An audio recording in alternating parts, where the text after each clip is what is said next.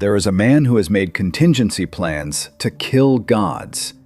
He has studied the weaknesses of beings who can move faster than light, who can crush mountains with a thought, who could end the world before he finished blinking.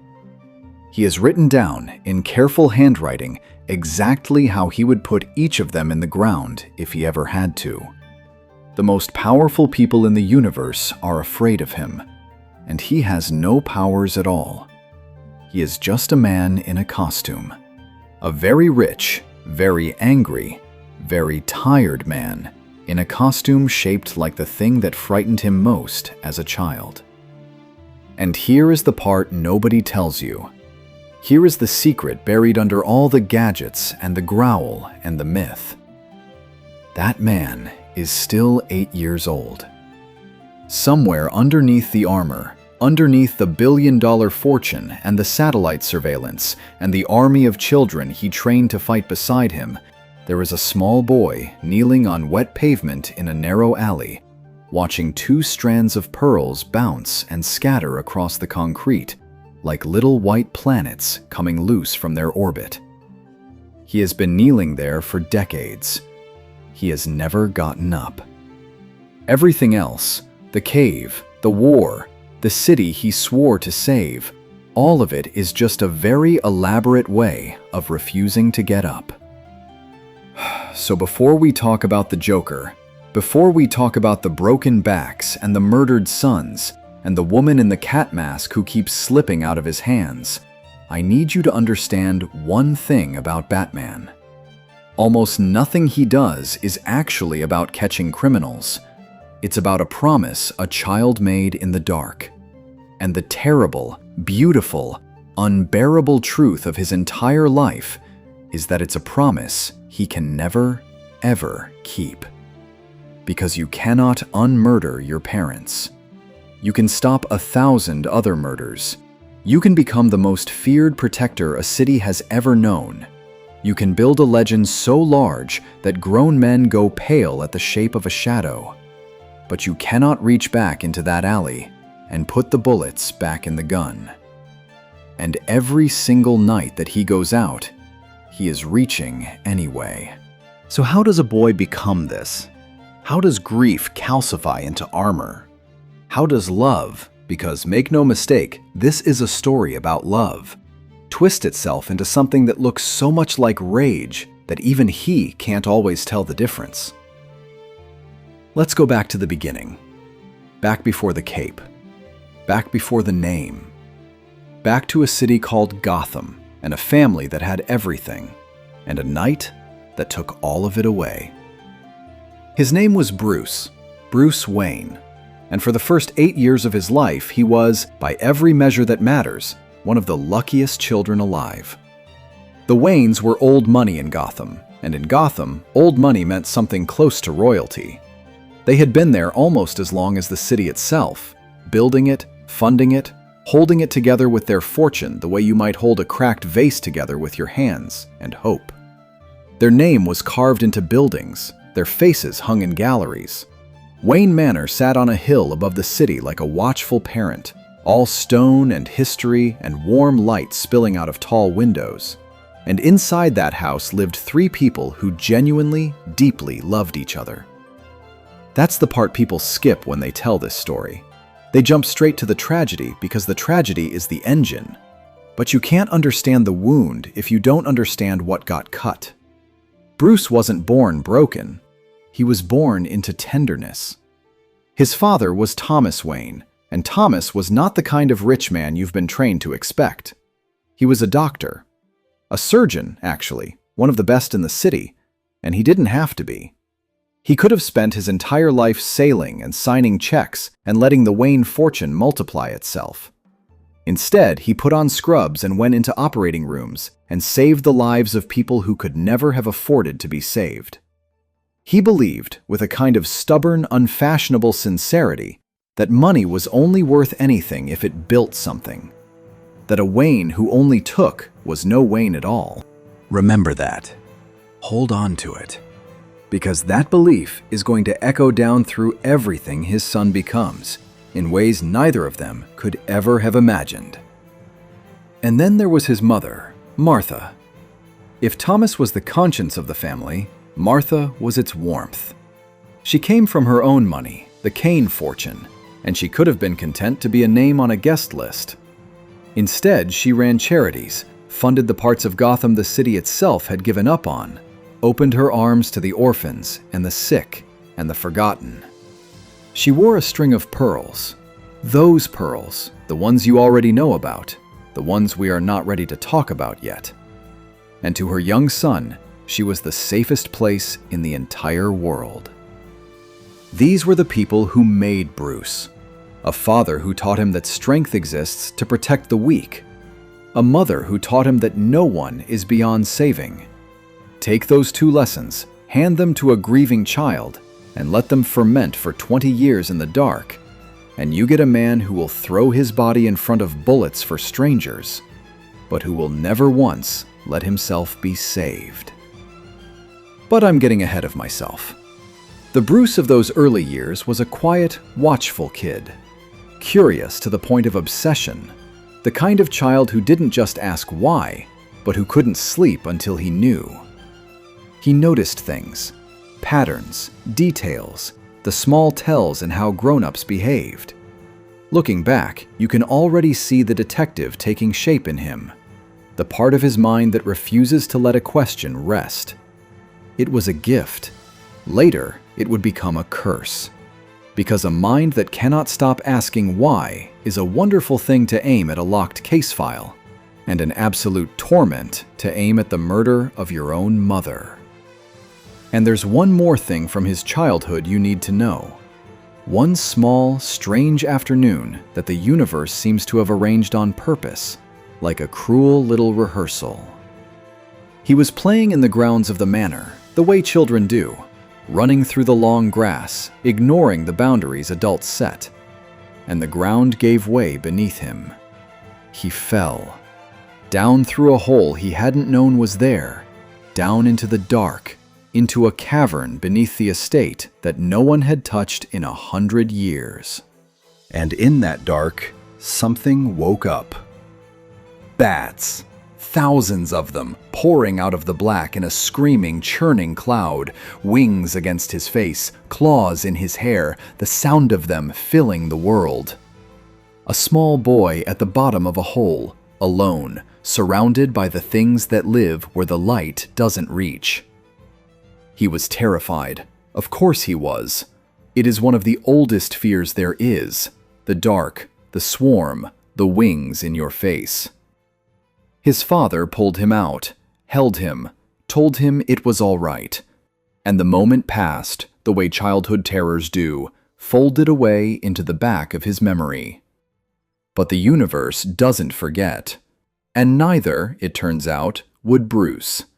Because years later, when he goes looking for something to make criminals afraid, he is going to remember exactly how it felt to be small and helpless in the dark while something with wings descended on him. And he is going to decide, coldly, deliberately, that if fear is going to exist in the world, then it should belong to him. He will take the thing that frightened a defenseless child, and he will become it. But that's later.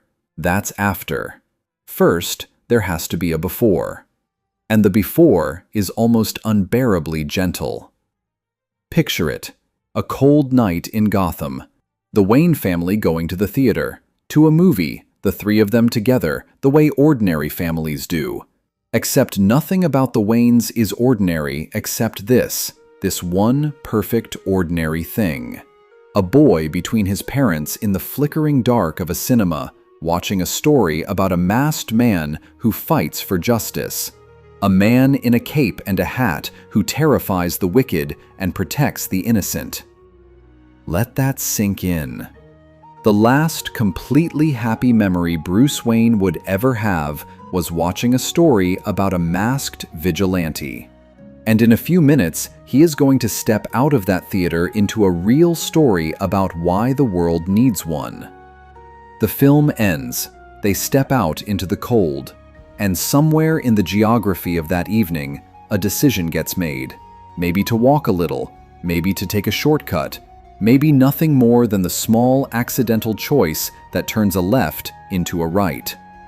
They cut through an alley, a narrow gap between buildings, the kind every city has 1,000 of, the kind you walk through without a second thought. There was a man waiting in that alley. Or maybe he wasn't waiting. Maybe he just stepped out of the shadows because the shadows were where he lived. And 3 well-dressed people walking past was an opportunity. And opportunities like that don't knock twice. A man with a gun and a need. For money. For the pearls around Martha's neck. For whatever desperate reason was driving him that night. People have spent a lifetime trying to name him. Some say his name was Joe Chill. Some say he was no one at all. A face in the dark that was never caught, never identified, never made to answer for anything. And honestly, that second version is worse. And it's truer to what this did to Bruce. Because if the killer had a name and a face and a cell, then the evil had a shape. And a shape can be fought. But if the man was no one, if he was just the dark itself wearing a coat, then there is nothing to catch. There is only the dark. And how do you take revenge on the dark? You become it. But again, I'm getting ahead. Here is what happened. The gun came out. Thomas Wayne stepped in front of his family, because that is the kind of man he was, the kind who steps in front. And it didn't matter. The gun went off. His father fell.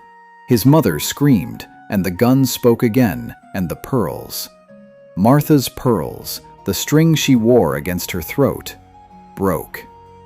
They scattered across the wet pavement, dozens of tiny white spheres rolling and bouncing and coming to rest in the gutter. And the boy stood there in the silence afterward, between the 2 people who had made him, both of them gone, and watched the last of the pearls roll to a stop. 8 years old. He doesn't cry the way you'd expect. Or maybe he does in those first minutes, but that's not the part of him that survives. What survives is something colder and quieter and far more dangerous. Standing in that alley with the blood and the pearls and the unbearable new silence, something inside Bruce Wayne closes like a door. And on the other side of that door, a vow takes shape. Not in words, not yet. He's a child, he doesn't have the words. But in feeling. A feeling that says, never again. Not me. Not anyone. Never, ever again.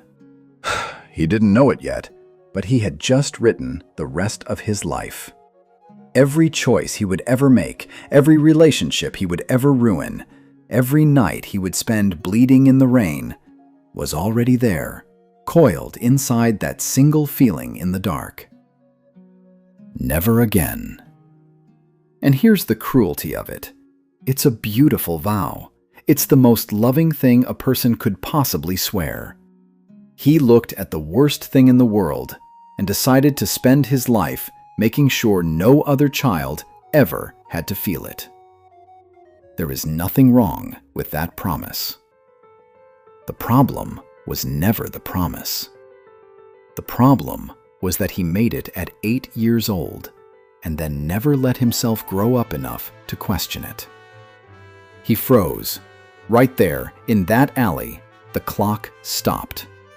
Everything that comes next, and an enormous amount comes next, is going to be built on the emotional foundation of a traumatized child who decided the universe was an enemy and that he alone would hold the line against it. You don't fix that with money. You don't fix it with training. You can't even fix it with love, though God knows people are going to try. So, the Waynes are dead. The boy is alone. The pearls are in the gutter. And the city of Gotham, which his family had spent 100 years trying to hold together, just swallowed the last of them whole. What happens to a child like that? Where does he even go? He goes home, to the big empty house on the hill, with its tall windows and its warm light that doesn't feel warm anymore. And waiting for him there is the one person who is going to spend the rest of his life trying to keep him human. His name is Alfred. Alfred Pennyworth had served the Wayne family for years before that night. He was the butler, though calling him a butler is a little like calling the ocean a body of water. Technically true, wildly insufficient. He had served in the military before this life. He had medical training. He had a dry, unflappable wit and a spine of pure iron hidden under all that politeness. And on the night the Waynes died, he became something the law was never going to put on any document. A father to a child who had just lost everything. He could have walked away. Nobody would have blamed him. There were lawyers, there was a fortune, there were systems designed to handle exactly this kind of catastrophe.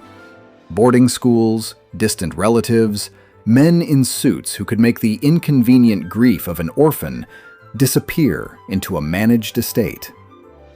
Alfred chose instead to stay, to raise the boy himself, to become the one fixed point in a world that had just proven it could shatter without warning. And here is what I want you to really sit with, because it's the quiet tragedy that runs under this entire story. Alfred loved Bruce like a son.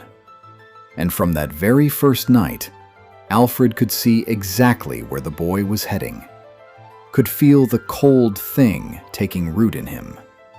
And he spent the next several decades trying, and failing, to pull him back from it.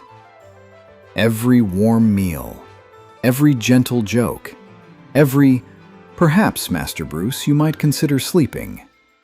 It was all the same thing, over and over, in 1,000 patient forms.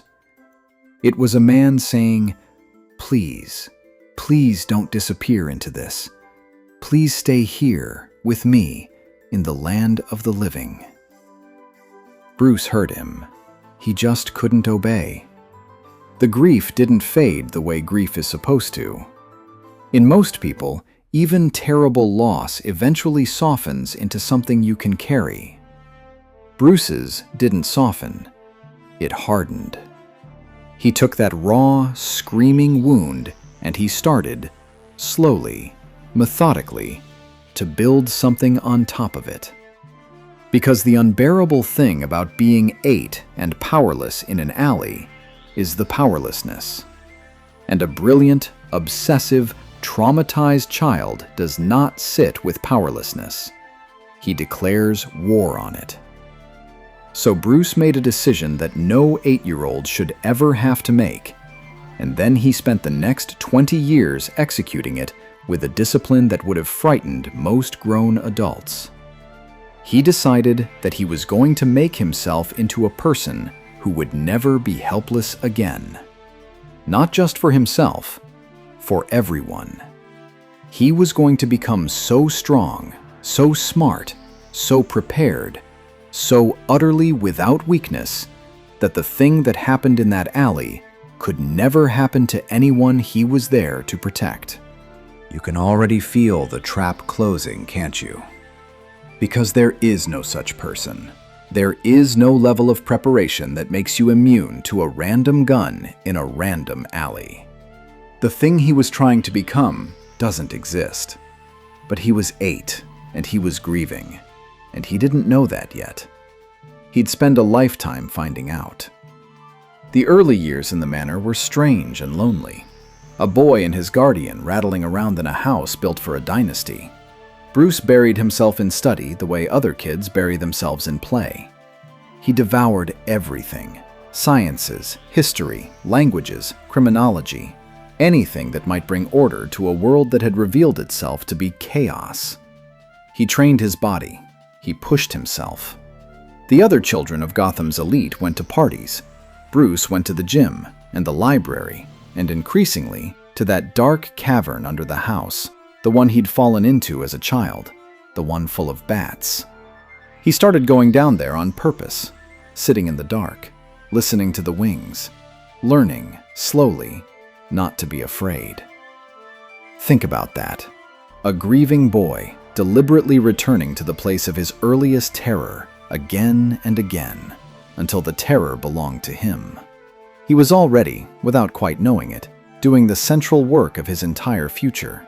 He was learning that fear is just energy, and energy can be redirected.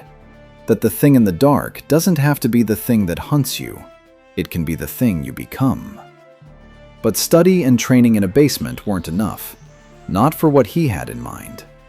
Because somewhere in his teens, the vague childhood feeling of never again had sharpened into something with a plan. He had looked at his city, really looked at it, the way only an obsessive can, and he had seen the truth of it. Gotham wasn't sick by accident. It was rotten all the way down. The police were bought. The courts were bought. The men who ran the city's underworld did so in the open, protected by the very systems that were supposed to stop them. His parents hadn't died because of one desperate man with a gun. They died because they lived in a place where one desperate man with a gun was inevitable. The alley wasn't the disease. It was a symptom. And you cannot fight a city. Not as a man. Not even as a very rich, very capable man. Bruce understood this earlier than most people understand anything. He knew that Bruce Wayne, the orphaned billionaire, the famous name, the face in the society pages, could throw money at the problem forever and never touch it. Bruce Wayne could fund a hospital. Bruce Wayne could not walk into the dark and make the dark afraid. For that, he was going to need to become something else entirely. Something that wasn't bound by Bruce Wayne's rules, or Bruce Wayne's limits, or Bruce Wayne's face. He didn't know what that something was yet, but he knew he wasn't ready. And so, as a young man, early 20s, with the whole Wayne fortune at his fingertips and a lifetime of grief sharpened to a point, Bruce Wayne did something that shocked everyone who knew him. He left. He walked away from the manor, from Alfred, from the only home he'd ever known, and he disappeared. For years. He told no one where he was going because he wasn't entirely sure himself. He just knew that the thing he needed to become couldn't be built in Gotham. It had to be built out there, in the world, in the places where the people who could teach him the impossible actually lived. And so began the strangest education any man has ever given himself. He went everywhere. He learned everything. He sought out the greatest fighters on earth and made them teach him, not one style, but dozens. Every discipline of combat humanity had ever devised, until he could fight like a different master with each limb. He trained with detectives and forensic scientists until he could read a crime scene like a sentence and reconstruct the truth from a smear of dust. He studied chemistry, biology, engineering, psychology, especially psychology, because Bruce understood something that the brawlers and the cops never did. That to truly defeat a criminal, you have to understand him. You have to climb inside his head and live there. You have to know what he fears, what he wants, what he tells himself in the dark. And here's the thing about climbing inside the heads of monsters. You don't always climb back out clean. He learned to disappear, to move without sound, to pick any lock, beat any system, escape any trap. He learned to endure pain, cold, hunger, injury, exhaustion, until his body became a machine that did what he told it, regardless of how much it screamed. He spent time in the worst places on earth, among thieves and killers and the desperate, learning their world from the inside, learning how the underworld actually breathed. Some of his teachers were good men, some were very much not. There were mentors who tried to turn his grief into something monstrous, who looked at this rich, brilliant, broken young man and saw a weapon they could aim. He learned from them, too. And then he walked away, because there was always a line he would not cross, even then, even before he had a name for it. That line is going to matter more than almost anything else in this story. Remember it. Bruce, even at his most lost, even surrounded by people who killed without a second thought, would not kill. Couldn't. Something in him recoiled from it every single time. Some people will tell you it's because killing is wrong. Some will tell you it's deeper and stranger than that. That Bruce knew, somewhere underneath the morality, that if he ever took a life, he would not be able to stop. That the rage he carried was a flood held back by a single rule, and that if the rule ever broke, the flood would take everything. We'll come back to that. We'll come back to it a lot. For now, just know, by the time those wandering years were over, Bruce Wayne had transformed himself into perhaps the single most capable human being on the planet. He could fight. He could think. He could vanish. He could endure. He had built the weapon he set out to build. And he had absolutely no idea what to do with it. Because that's the cruel little gap in the plan, isn't it? He'd spent all those years answering how to be strong, how to be smart, how to be untouchable. He had never quite answered who. What shape was the weapon supposed to take? A vigilante would just be a man, and a man can be shot in an alley like any other man. He'd proven that himself, by the only data point that mattered. So he came home, back to Gotham, back to the manor, back to Alfred, who took one look at the cold, hard, finished thing his boy had become and felt his heart break a little, even as he opened the door.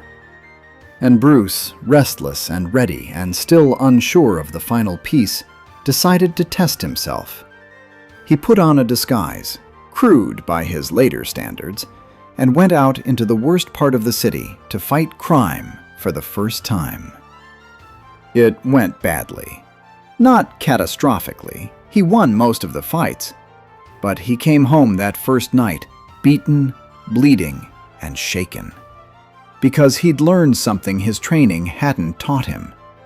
Beating criminals wasn't enough. He could put a dozen of them in the hospital, and a dozen more would step up tomorrow, because they weren't afraid of him. He was just a man. A very dangerous man, sure, but a man. And men, the criminals of Gotham had learned, can be bought, beaten, or buried. He needed to be more than that. He needed to be something that lived in the part of their minds where reason stops and instinct takes over. He needed to be a nightmare. He sat in his father's study, bleeding, exhausted, on the edge of the one failure he could not afford, the failure of imagination, the failure to become the thing he'd spent his whole life preparing to become. He had the body, he had the mind, he had the will. He just didn't have the face. And then the window broke. Out of the night, out of the dark beyond the glass, something came crashing into the study. A bat. A single great bat, drawn out of the cavern below or out of the night above, wings spread wide, hanging in the air of his father's study like an omen, like an answer, like a memory of a terrified little boy at the bottom of a hole in the ground. And Bruce Wayne looked at the thing that had frightened him most as a child, the wings, the dark, the swarm, and he did not flinch. He smiled. Criminals are a superstitious, cowardly lot, he thought. The exact words don't matter. What matters is the realization underneath them. He had been searching the whole world for a disguise, and the answer had been waiting in the basement of his own house the entire time. The thing he feared could become the thing they feared. He would wrap himself in the dark that took his parents and turn it against the people who lived there. He would not hide from the nightmare anymore. He would be the nightmare. And in that moment, bleeding in the dark, an injured man and a circling bat and a vow 20 years in the making, Bruce Wayne died. Oh, his heart kept beating. His name stayed on the buildings. But the man, the person, the human being who might have grown up and healed and lived an ordinary kind of life, that Bruce was gone. He'd been gone since the alley, really. This was just the night the world found out. What rose up in his place wore a cape the color of a moonless sky and a mask shaped like the wings that had once made him scream. It moved like water and struck like judgment and lived in the spaces between the streetlights. The criminals of Gotham didn't have a word for it at first. They just knew that something had started hunting them in the dark, something that wasn't afraid of their guns, something that left them broken and weeping and babbling about a demon, a creature, a giant bat. They started calling it the Batman. And the city of Gotham, which had not had a reason to hope in a very long time, looked up at the shape on the rooftops and didn't know yet whether to be terrified or grateful. For a long time, the honest answer was both. Now, to understand what Batman did next, you have to understand the thing he was up against. And the thing he was up against wasn't a person. It was a place. Gotham City. You've heard the name, but I'm not sure the name does it justice. Gotham isn't really a city the way New York or Chicago is a city. Gotham is a character. It's a living, breathing antagonist, a thing with a will and an appetite. And that appetite is for hope. People come to Gotham bright and they leave dim, if they leave at all. The architecture leans over the streets like it's trying to listen in. The rain never quite stops. There's a kind of Gothic heaviness to the whole place, gargoyles staring down from every roofline, shadows pooling in corners that should have light. It is a city that was built, somewhere along the line, by people who had already given up. And that detail matters more than it seems, because it means Bruce wasn't fighting a healthy place that had taken a wrong turn. He was fighting a place that had been dying since before he was born. A place whose own bones were rotten, whose own founders had baked the despair into the foundations. Saving Gotham wasn't like healing a sick patient. It was like trying to keep someone alive who, on some deep level, had decided long ago they didn't want to be. And Bruce loved it anyway. That's the thing. He loved this ungrateful, doomed, beautiful wreck of a city the way you love a family member who keeps breaking your heart. Because it was his. Because his parents had loved it. Because somewhere under all the rot, it was still worth saving. And someone had to believe that. And no one else would. And the rot in Gotham wasn't the kind you fight with arrests. It was the kind that lives in the foundations. The mob ran the city the way a landlord runs a building he intends to let collapse. Carmine Falcone, they called him the Roman because he ruled Gotham like an emperor, owned the docks, the courts, half the police department, and a comfortable number of the politicians. The cops on the take weren't the exception, they were the system. A clean cop in Gotham wasn't a hero. A clean cop in Gotham was a problem that the dirty cops solved, usually with a bullet and a fabricated report. This was the world Bruce came home to, Not a city with a crime problem, a crime with a city problem. So when Batman started his war, he wasn't fighting muggers in alleys, not really. The muggers and alleys were the symptoms. He was going after the disease, the organized, entrenched, deeply protected machine that turned Gotham into a place where good people died and bad people prospered. And that meant going after men who could not be touched. Men with armies of lawyers and armies of cops. Men who had never, in their entire lives, been afraid of anything. He made them afraid. He hit them where they felt safe. He came through windows they thought were locked, in rooms they thought were guarded, and he did not announce himself, and he did not negotiate. He'd appear in the middle of a meeting of men who owned the city and leave them tied up and terrified and waiting for the police who, for once, actually showed up. He destroyed shipments. He emptied accounts.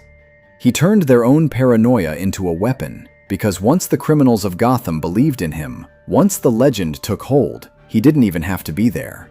The fear did the work. A shadow on the wrong wall was enough to make a hardened killer drop his gun and run. But here's the problem with declaring war on an entire corrupt system. The system declares war right back. And in those early days, Batman was alone. Completely, dangerously alone. The criminals wanted him dead, obviously, but so did the police. Because to a department built on bribes and quiet arrangements, a masked man who couldn't be bought and couldn't be intimidated wasn't a hero. He was a threat to the entire business model. The official position of Gotham's finest was that the Batman was a dangerous lunatic to be shot on sight. And honestly, from the outside, they weren't entirely wrong to worry. Think about how this looked. A masked man, no badge, no oversight, no accountability to anyone, dispensing violence in the dark according to his own private code. That's not justice. That's just a more frightening kind of power. The only thing separating Batman from the very thing he fought was the content of his heart. And you can't see a man's heart from across a dark rooftop while he's breaking your associate's arm. The fear that Gotham felt toward Batman wasn't irrational. It was the correct response to an unaccountable force in the night. The miracle of Batman isn't that he was scary. Plenty of things are scary. The miracle is that behind the fear, there was a man trying with everything he had to use it for good. But one man saw it. One man in that whole rotten department looked at the masked vigilante that everyone else wanted dead and saw something worth protecting. His name was James Gordon. Jim. And he was, in those days, just a lieutenant, a relatively new transfer to the Gotham PD, an honest cop in a department where honesty was a kind of slow suicide. Gordon had come to Gotham trying to do the job the right way, and Gotham had spent every day since trying to break him of the habit. His fellow officers despised him for not taking the money. They threatened him. At one point, they did far worse than threaten. Jim Gordon was a man holding a single candle in a hurricane, and he knew it, and he kept holding it anyway, because the alternative was to let the dark win, and Jim Gordon was constitutionally incapable of letting the dark win. You see why these two found each other. They were the same wound, expressed two different ways. One man chose a mask and a war. The other chose a badge and a system that hated him. But underneath, they were both just refusing to give up on a city that had given up on itself. Two stubborn, exhausted men who could not let go. It didn't start as friendship. It couldn't. Gordon was a cop, and Batman was, technically, a criminal. A masked man committing assault every single night, however righteous his targets. Their first encounters were wary, adversarial. Two suspicious men circling each other in the dark, each unsure if the other was an ally or just a different kind of threat. Gordon's job was to arrest the Batman. Batman's instinct was to trust no one with a badge, because every other badge in Gotham had a price. And yet, slowly, case by case, night by night, something shifted. Because Gordon noticed things. He was a detective after all. He noticed that the Batman never killed, not once. He noticed that the men Batman left behind were always the guilty ones, never the innocent, never the bystander. He noticed that the masked man, for all his terrifying power, seemed to be operating under rules even stricter than the laws. And Batman, for his part, noticed that Gordon was the one cop who couldn't be bought, the one man in the department whose hands were clean. They were two clean things in a filthy place, and eventually, that pulled them together harder than any oath could have. The partnership that grew between them is, in a lot of ways, the real backbone of the entire Batman story. People remember the villains, people remember the Robins, but Jim Gordon was the one constant, the human anchor, the line of communication between the man in the cave and the city he was trying to save. Gordon couldn't officially endorse a vigilante, so they built something unofficial, something deniable, a relationship that lived in the gaps. And the symbol of that relationship became one of the most famous images in the world. Gordon, eventually promoted, eventually Commissioner Gordon, the head of the whole department he'd once been an outcast within, needed a way to call the Batman without anyone knowing he was doing it. Without a phone number, without a meeting, without a paper trail that the corrupt half of his own force could find. So he had a searchlight installed on the roof of police headquarters, and over the lens, he placed a stencil, the shape of a bat. When Gordon needed him, he'd switch on the light, and that great black symbol would burn against the underside of Gotham's eternal clouds. A signal in the sky that everyone in the city could see, and only one man was meant to answer. Think about what that signal actually means, though. Strip away how cool it looks. The bat signal is a confession. It's the Gotham City Police Department, an entire institution with thousands of officers and a budget and the full authority of the law, admitting openly in the sky that there are nights they cannot handle the dark on their own, that they need a man with no badge and no name.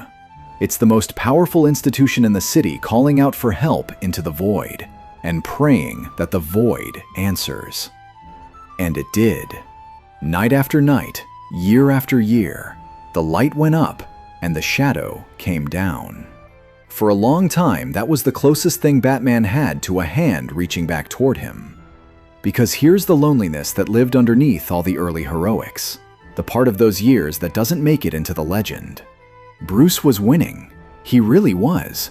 The mob was reeling. Falcone's empire was cracking. For the first time in living memory, the criminals of Gotham were the ones who were afraid.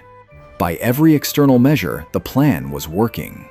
And the man inside the mask was completely, utterly alone.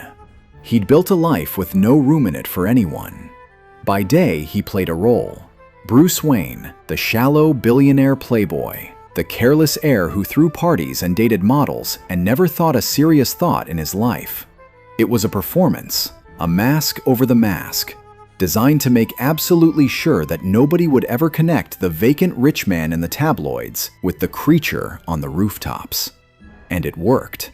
It worked so well that the people of Gotham genuinely pitied Bruce Wayne a little. This poor rich fool who'd had every advantage and made nothing of himself. But every performance has a cost. Bruce had built a fake self so convincing that the real self had nowhere to live except in the dark, under the mask, alone in the cave at 4 a.m, stitching up his own wounds. The only person who knew the truth was Alfred. The only ally he trusted was a cop he could only meet on rooftops. He had a city full of people he was risking his life to protect, and not one of them knew his name, and most of them were afraid of him. He told himself this was fine. He told himself this was the cost, and the cost was worth it. And a soldier doesn't get to want a normal life. He told himself the war was all that mattered. He was lying. He just didn't know it yet. Because a human being is not built to live like that. Armored, isolated, performing 2 false faces and hiding the real one in a basement full of bats. Something in him was starving. Some part of the man, buried under all that discipline, was reaching for connection, the way a plant in a dark room bends toward the smallest crack of light. And in the years to come, that starving, reaching, lonely part of Bruce Wayne is going to be the source of nearly everything good in his life. And nearly everything that destroys him. It's going to bring him a family, and then, one by one, it's going to teach him exactly how much it costs to love anything in a city like Gotham.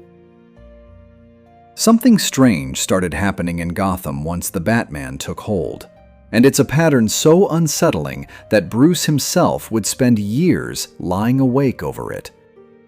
The criminals changed. For as long as anyone could remember, crime in Gotham had been a grubby, practical business. Mobsters and muggers, and men who hurt people for money. Carmine Falcone's world was ugly, but it made sense. It ran on greed, and greed is predictable. You could understand it. You could fight it. But once Batman cleaned out the old order, once the mob was broken and the Romans' empire crumbled, and the rational, money-driven darkness was beaten back, something else came pouring into the vacuum. Something Gotham had never seen before. Criminals who weren't in it for the money. Criminals who wore costumes. Criminals with themes, with gimmicks, with twisted philosophies and theatrical obsessions, and a hunger for something far stranger than wealth. It was as if the moment a man dressed as a giant bat declared war on crime, the crime itself decided to dress up too. And this is the question that haunts the entire mythology of Batman. The question that has no clean answer. The one that gnaws at him in his worst moments. Did he cause this? By becoming a symbol, by escalating the war into the realm of theater and fear and the impossible, did he create the very monsters he now had to fight? Did Gotham always have these horrors sleeping inside it, waiting for someone to wake them up? Or were they his children in some terrible way? His reflections? Did the Bat, by existing, summon the things that fight the Bat? He doesn't know. We don't know. And the not knowing is part of his punishment. Let me show you what came out of the dark. Because each one of these so-called villains is really a mirror, a different broken answer to the same question Bruce was asking with his whole life. The question of what you do with pain. There was a woman who moved like a shadow and stole like breathing. Selina Kyle. The world would come to know her as Catwoman. She came up out of Gotham's underbelly, a survivor, a thief, a woman who'd learned early that nothing in this city would ever be given to her, so she'd have to take it. And when she crossed paths with the Batman, well, that's a story all its own, and we'll come back to it because it's the closest thing to love he ever lets himself have. For now, just understand that Selina was the criminal who fascinated him most, precisely because she was the one who least fit the pattern. She didn't want to burn the world. She just wanted to take what she needed and disappear into the night, same as him. The line between them was thin. Sometimes it disappeared entirely. And Bruce, the man who built his whole life on rules and lines, found himself wanting to cross it more than he'd ever admit. Then there was a strange little man with a long nose and a fondness for umbrellas and birds. Oswald Cobblepot, the Penguin. Mocked his whole life for his appearance, for his height, for the way he waddled, Cobblepot answered the world's cruelty by becoming the cruelest, most calculating crime boss in the city, running his empire from a respectable nightclub dressed in a top hat and a monocle, a man who turned every humiliation into a reason to claw higher. He was greedy and vain and ridiculous, and underneath it, he was a wounded child who decided that if the world would only respect money and fear, then he would have all the money and all the fear there was. There was a man obsessed with riddles, with proving he was the smartest person in any room. Edward Nygma, the Riddler. And his whole pathology was almost painfully transparent once you understood it. He left clues. He told you what he was going to do before he did it. He couldn't help himself. Because Edward's entire soul was a scream for recognition, A desperate need to be seen as brilliant, to outwit the only mind in Gotham worth outwitting, which was Batman's. The Riddler didn't really want to win. He wanted to be acknowledged. He'd rather lose to Batman and be told he was clever than win and be ignored. A whole criminal career built on the bottomless hunger of a man who was never told he was good enough. And then there's the one that hurt. Because not all of Gotham's monsters were strangers who crawled up out of the dark. One of them was a friend. His name was Harvey Dent. When Batman and Gordon were fighting their lonely war against the city's corruption, Harvey Dent was the third pillar, the district attorney. Young, brilliant, idealistic, fearless. The man willing to prosecute the cases no one else would touch. To stand up in court and put Gotham's untouchable men behind bars where Batman couldn't legally put them. Harvey was the great hope. He was proof that the system could work, that you could fight the darkness in the daylight, with law instead of fists. Batman, Gordon, and Dent. The Shadow, the cop, and the lawyer. For one shining moment, they were a team. 3 men who believed Gotham could be saved. Bruce loved Harvey. I don't think he'd use that word, but it's the true one. Because Harvey was everything Bruce wished he could be. A man fighting the same war in the light, with his face uncovered, without having to become a monster to do it. Harvey was the version of justice that didn't require a mask. He was hope for Bruce. Living, breathing proof that the war might end someday. That there might be a Gotham where a Batman wasn't necessary. And then, in a courtroom, a mob boss threw acid in Harvey Dent's face. Half of him burned.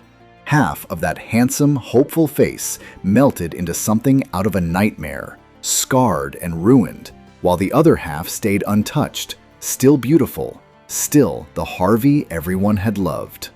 And something in Harvey's mind, already strained by years of fighting a war that never ended, finally cracked straight down the middle, along the same line as his face. He became 2 men, the good Harvey and the ruined Harvey, locked in a war for control of one body. They called him Two-Face. And he made every decision, every single one, including whether you lived or died, by flipping a coin. A coin scarred on one side, clean on the other. Do you understand how cruel that is as a transformation?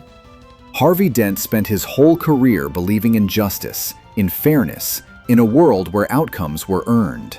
And the trauma turned that belief inside out. If the universe was just going to scar half his face at random, if a good man could be destroyed by pure chance, then chance was the only honest God there was. The coin wasn't madness, not to him.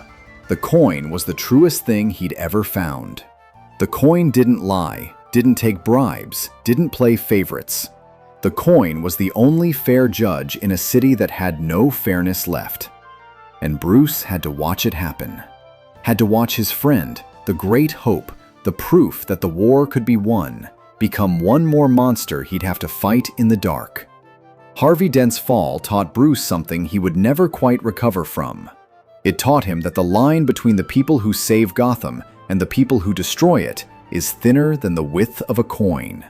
That all it takes is one bad day, one drop of acid, one moment of unbearable pain, and the best man you know becomes the thing you have to stop. One bad day. Hold on to that phrase. Someone else is going to build an entire philosophy around it, and that someone is going to be the worst thing Bruce ever faces. There were others. So many others.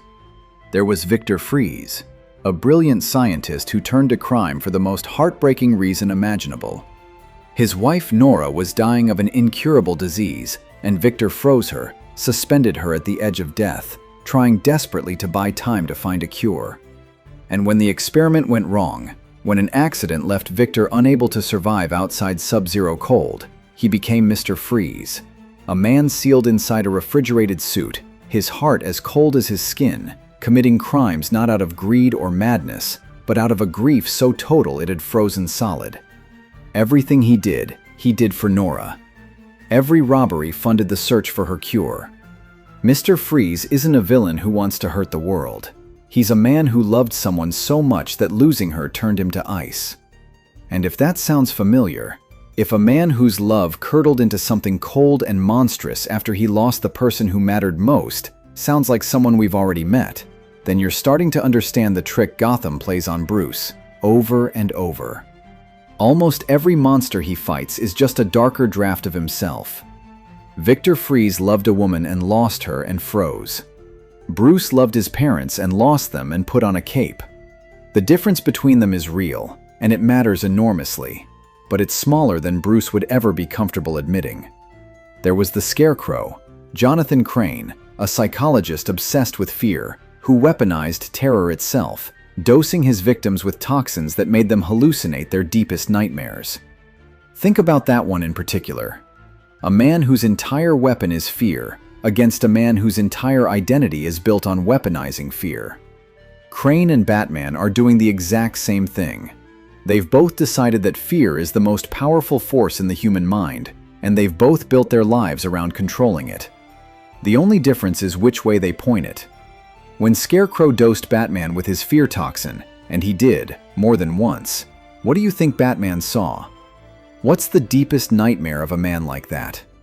You already know. He saw the alley. He always sees the alley. There was Poison Ivy, who loved plants more than people and decided humanity was a disease the planet would be better off without. There was the Mad Hatter, and Killer Croc, and Clayface, and the Ventriloquist, and a dozen more. An entire gallery of the broken and the brilliant and the lost. Each one a different story about what happens when pain goes unhealed for too long. And Bruce fought them all. Beat them all, eventually. Sent them again and again to a place called Arkham Asylum, a crumbling institution on the edge of the city where Gotham locked away the criminals who were too strange, too broken, too dangerous for an ordinary prison.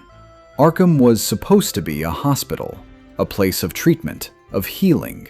In practice, it was a revolving door and a horror show. A place that took the worst of Gotham and somehow made them worse. They went in and they came out, and they went in again, and the cycle never, ever stopped. Which brings us to the cruelest pattern of all, the one that proves the war can never truly be won. Because every villain Bruce defeats, he doesn't kill. He catches them, beats them, hands them over, and they go to Arkham, and they escape, and they hurt more people, and he catches them again, over and over, forever. Bruce's refusal to kill, the one rule that keeps him human, is also the engine of an endless cycle of suffering. Every person the Joker murders after Batman first captures him is, in some unbearable accounting, a person Batman could have saved by crossing one single line. And he knows it. That's the thing. He knows it, and he still won't cross the line. And you're going to spend the rest of this story trying to decide whether that makes him the most principled man alive or the most dangerous. The truth, I think, is that it makes him both at the exact same time, forever. And now we have to talk about him. I've been putting it off a little, the way you put off the thing you can't quite face. Because there is no understanding Batman without understanding the man who became his opposite, his shadow, his dark twin. The one enemy who isn't a mirror of Bruce so much as a photographic negative of him. Everything Bruce is, this man is the inverse of. And the most frightening part is that the two of them know it. They've always known it. They're locked together in something that goes way past hatred, into a place that looks, from certain angles, almost like love. You know his name. Everyone knows his name.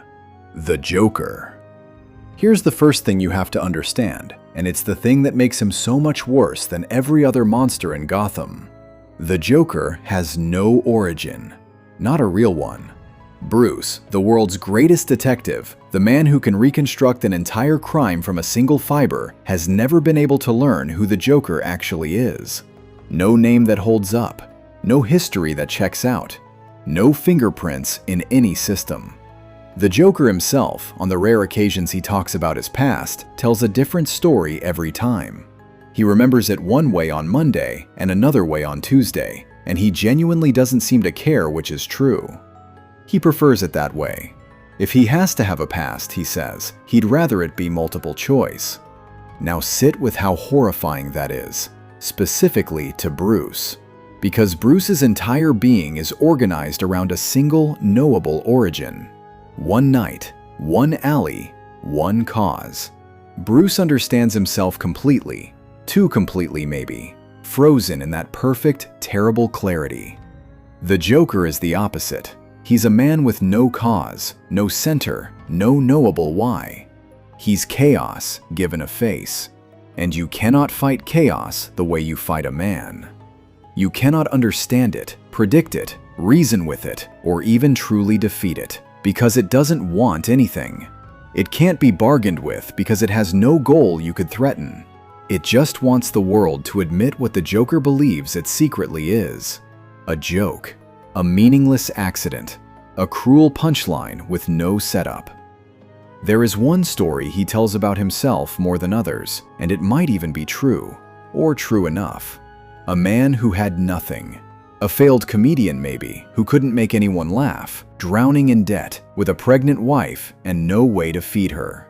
A man pushed by desperation into one terrible crime, talked into wearing a red hood and helping some criminals rob the chemical plant where he used to work. And on the worst night of his life, the night his wife died in a senseless accident, the night everything that could go wrong did, that crime went catastrophically sideways. He ended up cornered by the Batman. And in his panic, he fell, down into a vat of chemicals, into the churning poison of the plant, and the chemicals did something to him. They bleached his skin bone white. They turned his hair a sickly green. They stretched his lips into a permanent, grinning red scar. And when he climbed out and saw his reflection, saw what one bad day had turned him into, he laughed. He couldn't stop laughing, because in that moment, he understood something that broke the last working part of his mind. He understood that none of it meant anything. That a good life and a good man could be destroyed in a single afternoon by pure, dumb chance. That the universe wasn't cruel on purpose. It was worse than cruel. It was indifferent. It was a punchline with no joke. And the only sane response to a meaningless world was to laugh and start handing out the same lesson to everyone else. That's his thesis. That's the whole Joker right there.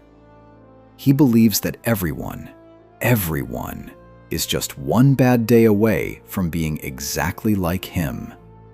That sanity, morality, decency, all of it is a thin little crust over a screaming void, and that the right amount of pain applied to anyone will crack it open and show the chaos underneath. He doesn't think he's a monster. He thinks he's the only one who's seen the truth. And his life's work, his art he'd call it, is proving that truth to other people, one ruined life at a time. And the person he most wants to prove it to is Batman. Because Batman is the great counterargument, isn't he? Bruce Wayne had the worst day imaginable. He had the exact same kind of day the Joker is always talking about. A senseless, meaningless atrocity. A good life destroyed in an instant by random violence. The Joker had one bad day and became a force of pure chaos. Bruce had one bad day and became a force of relentless order. Same wound, opposite scar. And as long as Batman exists, as long as there is one man who proves you can take the worst thing in the world and not let it turn you into a monster, the Joker's entire philosophy is wrong. Bruce is living proof that the bad day doesn't have to win. So the Joker, in his sick way, needs Batman more than anyone. He doesn't want to kill him. He's had 1,000 chances and he never takes them, not really. because killing Batman would be like a comedian killing his straight man. It would end the act. No, what the Joker wants is to break him. To prove that even the great Batman, the man of perfect control, is just one bad day away from the abyss. To take everything Bruce loves and burn it, and keep pushing and pushing until Bruce finally crosses the line, finally kills, finally proves that he was a Joker all along, just one who hadn't been pushed hard enough yet. And so the Joker spent years pushing. And one of those pushes is one of the darkest things in this entire story. There was a young woman in Gotham named Barbara Gordon. She was Commissioner Gordon's daughter, Jim Gordon's pride, his brilliant, fearless, red-haired girl. And Barbara, growing up in the shadow of her father's war and her city's masked protector, had decided she wasn't going to sit on the sidelines. She trained herself, she built her own costume, and she went out into the Gotham night as Batgirl. Not asked, not invited, just a young woman who refused to do nothing while her city burned. She was good, genuinely, naturally good at it. She earned her place beside Batman through sheer skill and sheer will. And Bruce, who trusted almost no one, came to trust her. She was family, in the strange found family way that Bruce was slowly, accidentally building. And the Joker, looking for a way to break both the Commissioner and the Bat in a single stroke, went to Barbara Gordon's home. He knocked on the door, and when she answered, when Barbara, off-duty, unarmed, just a young woman at home, opened her own front door, the Joker shot her, through the spine. The bullet took her legs, took her ability to ever walk again, in an instant, for no reason except that she was someone two men loved. And then he did worse things, things meant purely to torture her father. He took Jim Gordon, the honest cop, the unbreakable man, and he tried to do to him what he believed the world had done to himself. He tried to give Jim Gordon one bad day. He stripped away everything, paraded the worst horrors he could devise, all to prove his one obsessive point, that anyone, even a man as good as Jim Gordon, could be driven mad by enough pain. And here is the part that matters. Here is the part that's secretly the whole point of that nightmare. It didn't work.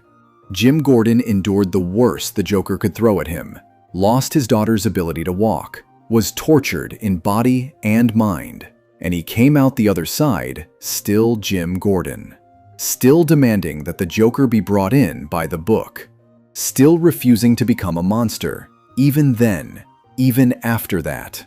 The Joker's grand experiment failed. A good man, given the worst day imaginable, stayed good.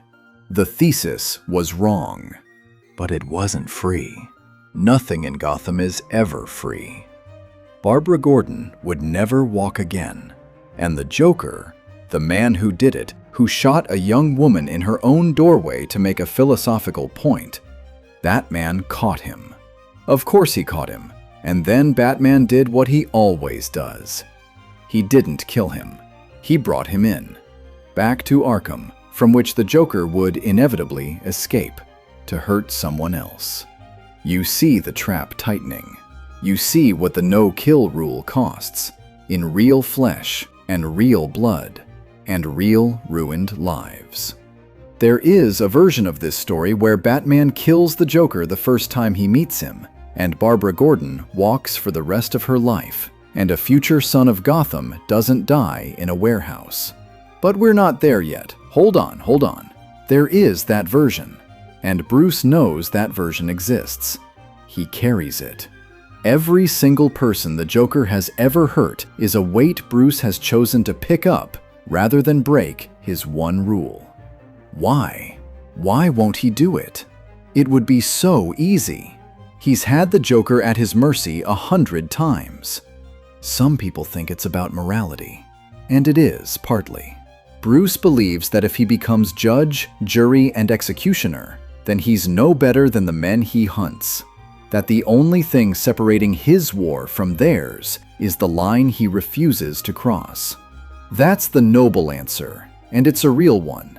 But there's a darker answer underneath, and Bruce half knows it, and it terrifies him. He won't kill the Joker because he's afraid that if he ever starts killing, he won't be able to stop. That the rage he's been holding back since the alley, the rage of an 8-year-old who watched his parents bleed out in the dark, would not be satisfied with one death. It would want them all. Every criminal, every killer, every person who's ever made another child kneel in an alley. The no-kill rule isn't really protecting the Joker. It's protecting Bruce from the thing he'd become if he ever let himself off the leash. And that's the secret horror of Batman and the Joker. They both believe the same thing about Bruce. They both believe that underneath the control, Bruce is one bad day away from being a monster. The Joker is just the only one of them who's actively trying to prove it. He's the temptation made flesh. Every time they meet, the Joker is whispering the same thing. Go on, do it. We both know you want to. Drop the act and be what you really are. And every time, Bruce holds the line by the thinnest possible margin, and the holding costs him a little more of himself. It's the longest, strangest, most intimate relationship in Bruce's life. The man who killed for chaos and the man who fights for order, chained together for life, each one needing the other to make sense. There's a horrible symmetry to it when you sit with it long enough. The Joker is the only person who never wanted anything from Bruce except his soul. Every other enemy wanted money or power or to watch the world burn. The Joker only ever wanted one thing: to prove that the best man he'd ever met was secretly as broken as he was. And the most chilling part is that he kept Bruce honest in a way no friend ever could. Because as long as the Joker was out there whispering, "You're just like me," Bruce had to keep proving every single day with every choice that he wasn't. The Joker was the question Bruce spent his whole life answering. And the answer was always the same, held by the thinnest margin at the highest cost, but always, somehow, no. The Joker once said that the two of them would probably end up killing each other eventually. He sounded almost happy about it, like it was the only ending that made sense, like it was the only joke worth telling. And the most haunting part? He's probably right. But the Joker hadn't finished with Bruce. Not even close. Because shooting Barbara Gordon, torturing her father, as horrific as that was, it wasn't the worst thing the Joker would ever do to the people Bruce loved. That was still coming. And it was going to be a boy. A boy who wore a cape because Bruce had given him one. To understand how much that's going to hurt, you first have to understand the family. You have to understand the children. You have to understand why a man who built his whole life on being alone in the dark started, against every instinct he had, to let people in. It started, of all places, at the circus. Bruce Wayne, the public Bruce, the careless billionaire, was attending a performance one night. The kind of glittering charity event he was supposed to be seen at. And the headline act was a family of acrobats called the Flying Graysons. A father, a mother, and their son. They worked without a net because that was the point, that was the thrill. 3 people trusting each other with their lives, flying through the air with nothing below them but the hard ground and each other's hands. The youngest of them, the boy, was extraordinary. Fearless in the way only a child raised in the air can be. 8 years old, maybe 9. His name was Dick Grayson. And as Bruce watched, the unthinkable happened. The trapeze gave way. The ropes had been sabotaged. A gangster running a protection racket had wanted to send the circus owner a message, and the message was written in the bodies of 2 people falling through the air in front of a crowd. Dick Grayson's parents fell, and the boy standing on the platform watched them die.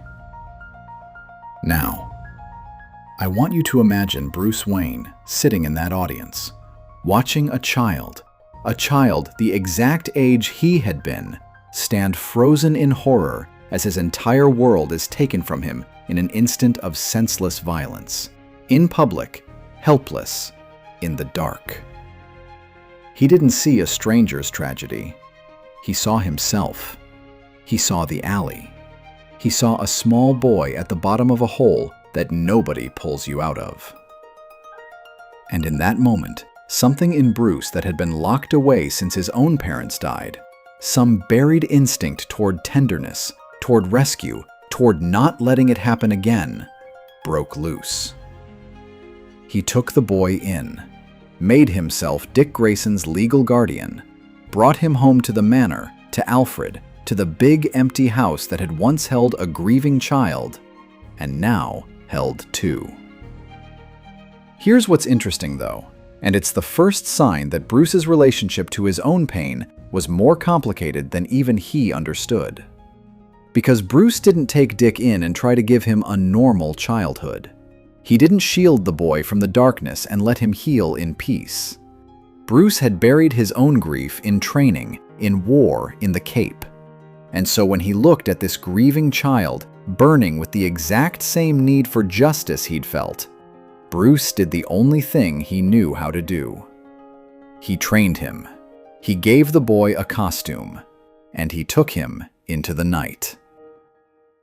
Dick Grayson became Robin, the first Robin, the boy wonder fighting at Batman's side, a splash of bright color against all that darkness. And people have argued for as long as there's been a Robin about whether that was the most loving thing Bruce ever did, or the most damaging. Both, probably.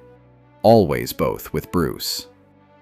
On one hand, he was taking a traumatized child into mortal danger every single night.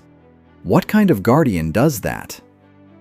On the other hand, he understood something about that specific kind of grief that no ordinary guardian ever could. He knew that Dick didn't need to be protected from the darkness. He needed to be given a way to fight it before it ate him alive the way it had nearly eaten Bruce. And here's the strange, beautiful thing that happened. The thing Bruce never planned for. Robin changed Batman. Up to that point, Batman had been a thing of pure shadow, grim, terrifying, alone, a creature of vengeance. But you cannot fight beside a laughing, acrobatic, irrepressibly alive kid every night and stay entirely made of darkness. Dick brought light into the war. He cracked jokes mid-fight. He grinned. He flew through the air for the sheer joy of flying, the way he had at the circus before. And Bruce, grim, frozen, eternally 8 years old Bruce, found himself, almost against his will, becoming something more like a father. Not a perfect one, God, not a perfect one, but a father. For a while, those were maybe the best years of Bruce's life, though he'd never say so. The dynamic duo, Batman and Robin. A man and a boy who'd both lost everything, building something new out of the wreckage. Dick gave Bruce a reason to come home that wasn't just to bleed in the dark. And Bruce gave Dick a way to turn his grief into purpose instead of poison. They saved each other for a while. They really did. But Dick Grayson was always going to grow up. That was the thing Bruce, frozen in his own arrested development, could never quite handle. Because Bruce stopped at 8. Bruce never grew past the alley. But Dick did grow. He grew and he changed, and eventually he began to chafe against Batman's methods. The obsession, the darkness, the way Bruce kept everyone at arm's length, even the people he loved. The way Bruce treated their war like a thing more important than any single human life, including their own. They fought in the end. Not with fists, well, sometimes with fists, but really, they fought over a difference in souls. Dick had used the darkness to heal. Bruce had used it to disappear. And the day came when Dick Grayson looked at the man who'd raised him and realized that if he stayed, he'd disappear too. So he left. He hung up the Robin costume, struck out on his own, and built an identity entirely his own. Nightwing, a hero in his own right, in his own city, on his own terms. He became, in many ways, the best of all of them. A hero with Bruce's skill and Bruce's discipline, but without Bruce's frozen heart. The proof that you could survive the bat and come out the other side still whole. The split between them was painful. Two stubborn men who loved each other and couldn't say it, circling the same old wound. But it wasn't the end of them. Dick Grayson would always be, in the deepest sense, Bruce's son. The first. The one who proved that Bruce could love something and not destroy it. And in the darkest days that were coming, and they were coming, Dick would be there. He'd put the Robin costume aside, but he never put down the family. But here's the thing about an empty Robin costume. It doesn't stay empty. Not in Bruce's life. Because Bruce, for all his talk of working alone, had discovered something he'd never admit out loud. That the partnership, the family, the light that the boy had brought into his war had become something he couldn't live without. He needed a Robin. Not as a soldier, as a tether. As the one thing that kept Batman from sinking all the way down into the darkness he hunted in. So when Dick left, the costume waited. And eventually, it found a new boy. And this is where the story turns. Because the second boy who put on that costume was not like the first. And what happened to him is the wound that never, ever healed. His name was Jason Todd. Bruce found Jason in the worst part of Gotham, doing something almost no one would have the nerve to do. He found him stealing the tires off the Batmobile. Think about that. The most feared vehicle in the city, parked in a slum, and there's this skinny street kid jacking it up to strip it for parts, completely undeterred by the fact that it belongs to a guy who dresses as a bat and breaks bones for a living. Bruce came back to find his car on blocks and a furious, fearless, half-starved boy refusing to apologize for it. And instead of being angry, Bruce was, and this tells you everything, Bruce was charmed.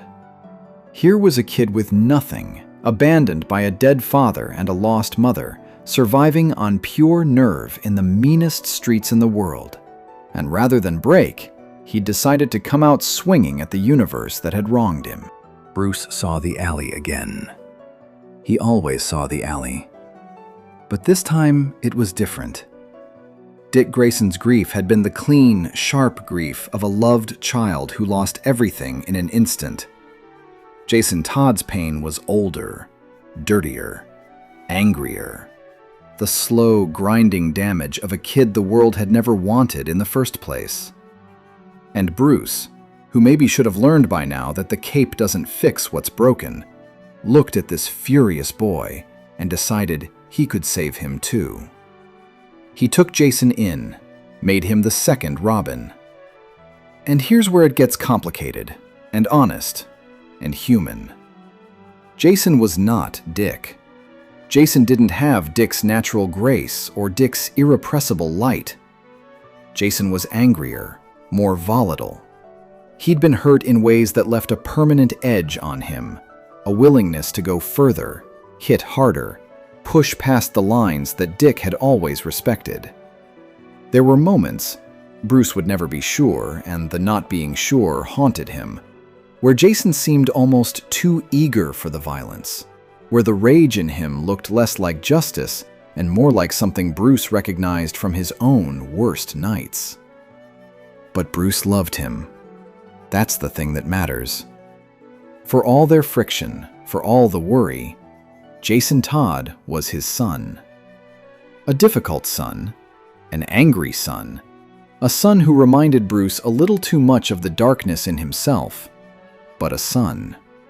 And Bruce believed, the way a parent has to believe, that there was time.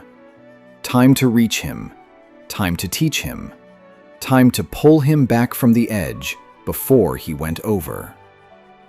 There wasn't time. Because Jason, like a lot of abandoned kids, had a hole in him shaped like his mother, He'd never known her, and when he found a clue to her whereabouts, he went looking. Went off on his own, half the world away, chasing the one piece of his past that might make him feel like he belonged somewhere. And he found her. He found his birth mother. And his birth mother, cornered and afraid and in debt to terrible people, betrayed him. Handed her own son over to save herself. Handed him over to the Joker. I need you to understand what happened next, because it is one of the most brutal things in this entire story. And Bruce was not there to stop it. The Joker took Jason Todd, a boy, a child Bruce had raised, a boy who'd come halfway around the world looking for his mother's love, and he beat him. Slowly, methodically, with a crowbar. He beat that boy nearly to death, laughing the whole time. And then he left him, broken and barely breathing, in a building with a bomb. Bruce raced to save him. Of course he did. He flew across the world the moment he knew, pushed himself past every limit, ran toward his son with everything he had. He was too late. He arrived to find the building already collapsing, already burning. And in the wreckage, he found Jason, his second son, his difficult, angry, beloved boy, dead. He carried the body out himself. He wouldn't let anyone else touch him. The great Batman, the man who'd trained his whole life to never be helpless again, knelt in the rubble holding the body of a child he couldn't save. And there was nothing that all his training, all his money, all his preparation, all his impossible self-discipline could do. He was 8 years old again, kneeling in an alley, watching the people he loved be taken from him by senseless violence, completely and utterly powerless to stop it. The thing he'd built his entire life to prevent had happened again, right under his protection, to a child he'd brought into the war himself. And that's the part that nearly destroyed him. Because Dick Grayson he'd taken into danger, and Dick had survived. But Jason had died wearing the costume Bruce gave him, fighting the war Bruce started, killed by the enemy Bruce refused to kill. Every link in that chain led back to a choice Bruce had made. He'd brought Jason into this. He'd refused to end the Joker when he had the chance. And so a boy he loved died screaming in a burning building, alone, betrayed, in pain. Bruce never forgave himself. Not really. Not ever. He kept Jason's Robin costume in a glass case in the cave, lit like a shrine, like a memorial. Like a permanent accusation he forced himself to walk past every single night. It said, "This is what your war costs. This is what your rules cost. Remember, don't you ever let yourself forget." And the Joker, of course, lived. Bruce had him, right there, the man who just murdered his son, and he didn't kill him. Held the line even then, even over the body of his own child. Some people read that as the ultimate proof of Batman's principles, an integrity so total it survives even this. Other people read it as a kind of madness, a man so trapped in his own rules that he'd let his son's killer live rather than break them. Both readings are looking at the same impossible, unbearable thing. But the story of Jason Todd doesn't end in that rubble. Because Gotham is a strange place, and the world Bruce lives in has stranger corners still. Corners where death isn't always permanent, where there are pits and rituals and forces that can pull a soul back from the other side. And years later, Jason Todd came back. But he didn't come back as Bruce's son. The boy who died screaming, betrayed by his mother and beaten by a madman, and failed by the father who couldn't save him. He came back changed, hardened into something cold and furious and unrecognizable. He'd had a long time, on whatever side of death he'd been on, and after, to think about what had happened to him. And he'd come to a conclusion that cut Bruce to the bone. Jason came back wearing a new name, the Red Hood. The same name the Joker had once used, claimed now like a wound turned into a weapon. And he came back with a single, devastating question for the man who'd raised him. Why is the Joker still alive? That was it. That was the whole indictment. Jason had been murdered by the Joker, and the Joker still breathed, still laughed, still escaped Arkham to kill again and again. And the man who claimed to love Jason, the man who claimed to be a force for justice, had let it happen, over and over, rather than break one rule. Jason couldn't understand it. He took it as the ultimate betrayal. Not that Bruce had failed to save him, that Bruce had failed to avenge him. That given the choice between his dead son and his precious principal, Bruce had chosen the principal every single time. And Jason, now grown, now lethal, decided to do what Bruce never would. He came back to Gotham to clean it up his way.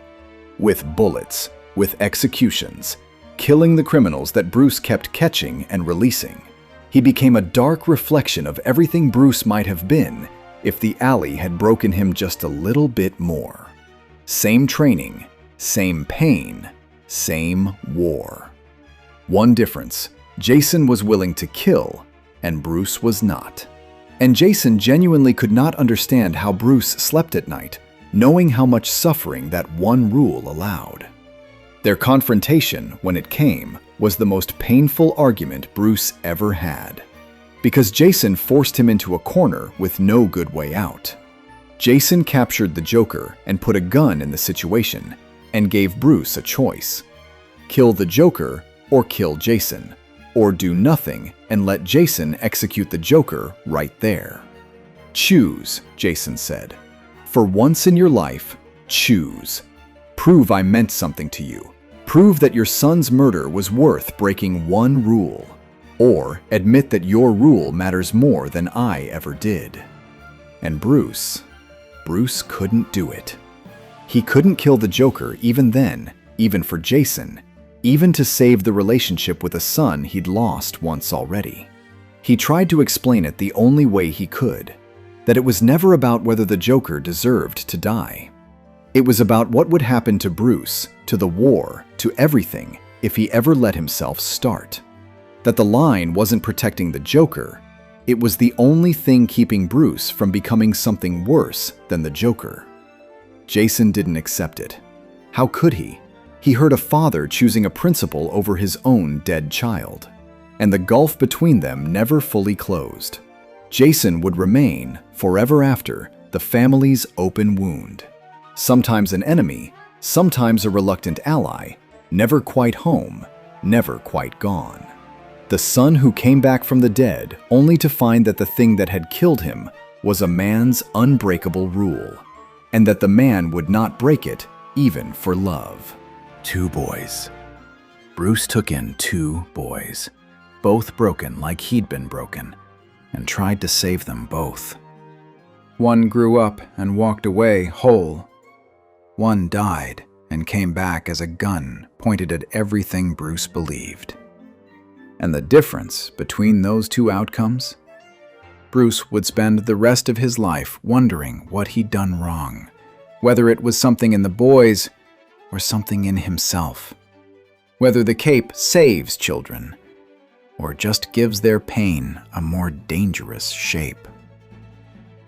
He didn't stop, though. That's the thing about Bruce.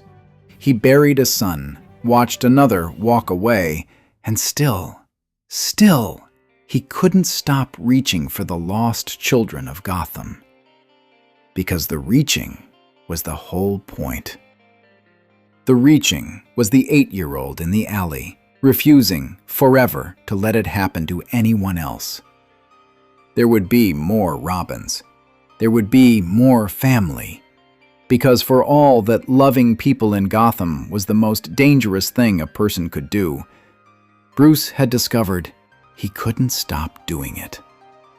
The man who built his life on being alone in the dark had become, almost by accident, the center of a family.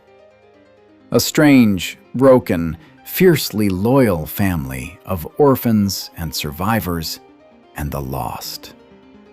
And the next one to find his way into that family was the strangest, smartest, and most surprising of them all.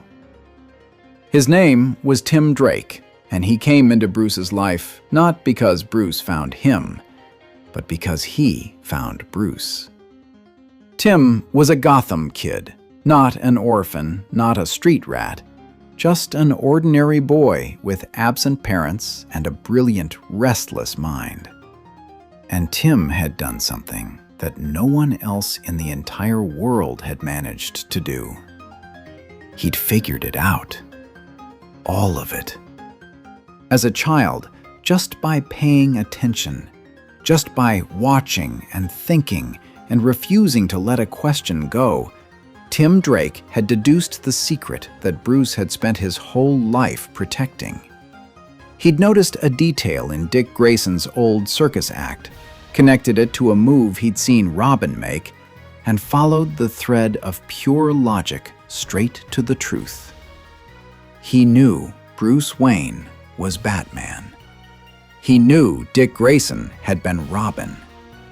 He'd solved the greatest mystery in Gotham from his bedroom, because he was, in his own quiet way, every bit the detective Bruce was. But Tim didn't use that knowledge for blackmail or fame. He used it for something much stranger. He came to Bruce in the aftermath of Jason's death, when Bruce was at his darkest, when the Batman had become reckless and brutal and frightening, lashing out at criminals with a savagery that scared even his allies. And Tim, this teenager, looked at the grieving, self-destructing legend and told him the truth that nobody else dared to say. He said, "Batman needs a Robin." Not because Batman needed a soldier, because Batman needed the light. Tim had watched what happened to Bruce after Jason died, had seen the man without a Robin become something colder and more dangerous, sinking into the darkness without the tether that kept him human.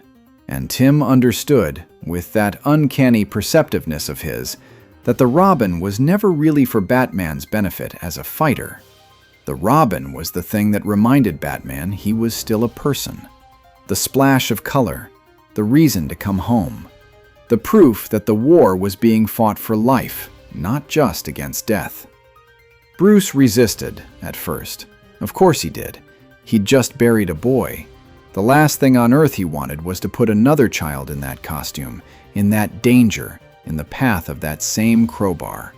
The shrine in the cave was still fresh. How could he possibly do it again? How could he risk loving another one? But Tim was relentless, and Tim was right. And eventually, Bruce relented. Tim Drake became the third Robin, and he was different from the others in a way that mattered enormously. Dick had been the natural, the acrobat, all instinct and grace. Jason had been the fighter, all rage and edge. Tim was the detective. Tim was the one who was most like Bruce in the way that counted most. Not in the pain, not in the trauma, but in the mind. The relentless, patient, brilliant mind that solves the puzzle no matter how long it takes. In Tim, Bruce found something close to an intellectual heir. The boy who could think like him. The boy who might, someday, actually fill the cowl. And Tim, crucially, had something the others' origins hadn't given them. A choice made from clarity rather than from grief. He wasn't running from a murdered family. He'd looked at the darkness from the outside, understood exactly what it cost, and chosen it anyway, with his eyes open, because he believed it needed to be done. That made him, in some ways, the healthiest of all of them, the one who served the war without being consumed by it. At least for a while. Gotham takes its toll on everyone eventually. And while all of this was happening, while Bruce was burying one son and gaining another, something quietly remarkable was happening with Barbara Gordon. Remember Barbara, Batgirl, the young woman the Joker had shot through the spine who would never walk again. The world might have expected her story to end there. Another casualty, another name in the long ledger of people Gotham had broken. But Barbara Gordon refused to be a casualty. She couldn't use her legs anymore, so she used the thing that had always been her real weapon, her mind. She reinvented herself completely.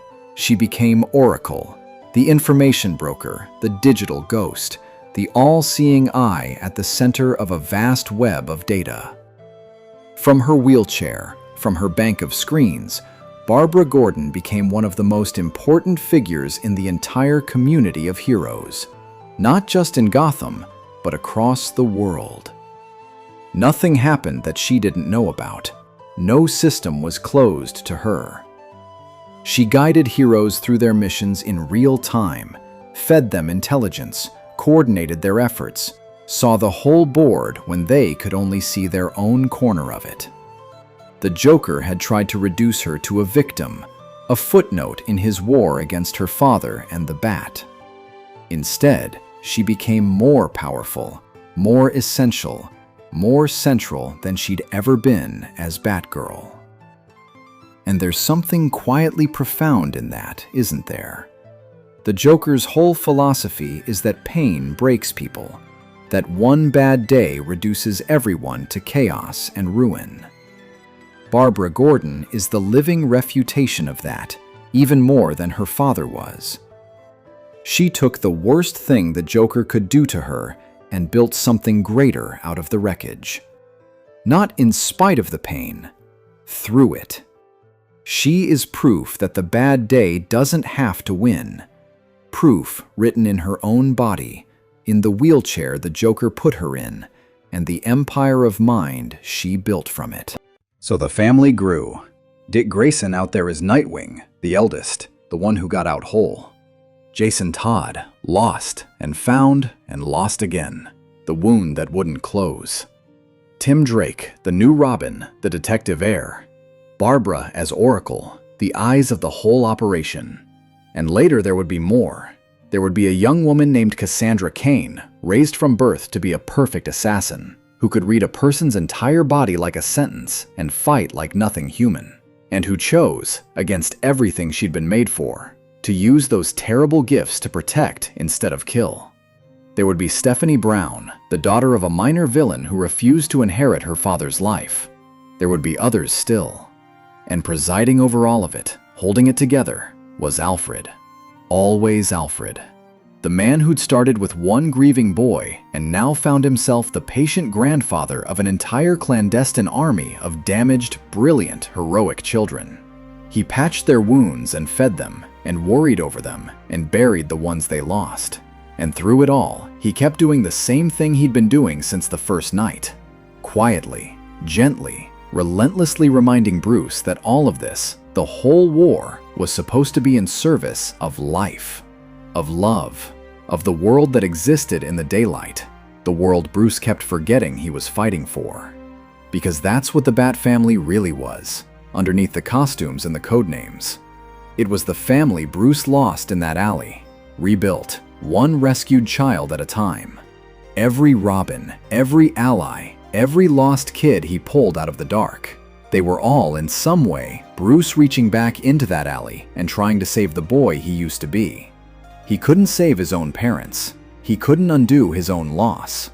But he could find other children at the bottom of other holes, and he could pull them out. And he could give them what Alfred had given him, a reason to keep being a person. It was the most human thing about him. And it was also, in the brutal arithmetic of Gotham, the source of all his deepest pain. Because the more people Bruce let himself love, the more hostages he gave to the darkness. Every member of that family was someone the Joker could shoot, someone a madman could beat with a crowbar, someone who could die wearing a costume Bruce gave them. He knew it. He knew every single one of them was a wound waiting to happen. And he let them in anyway, because the alternative, the cold, armored, perfectly safe loneliness he'd lived in before, wasn't living at all. But Bruce's family wasn't done growing, because there was one more child coming, and this one wasn't a stranger he rescued from the dark. This one was his own blood, his son by birth. And the woman who bore that son was the most dangerous, most complicated, most impossible love of Bruce Wayne's entire life.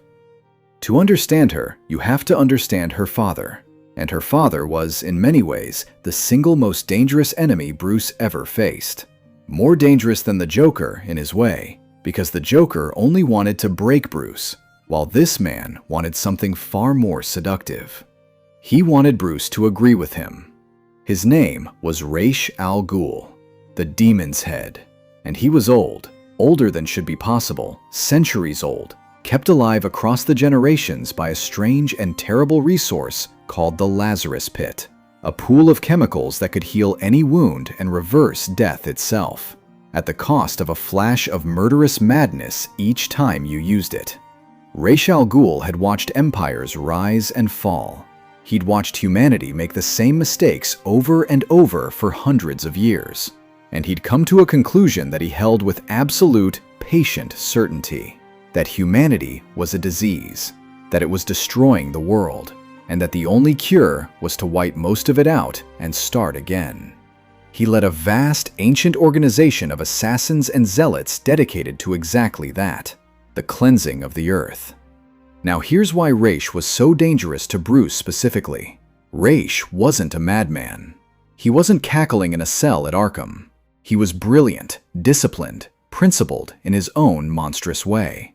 A man who dedicated his immense intellect and centuries of life to what he genuinely believed was the salvation of the world.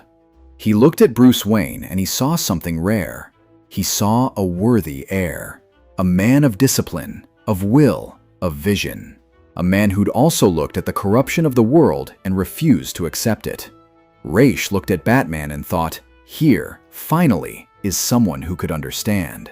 Here is the son I've been waiting centuries to find.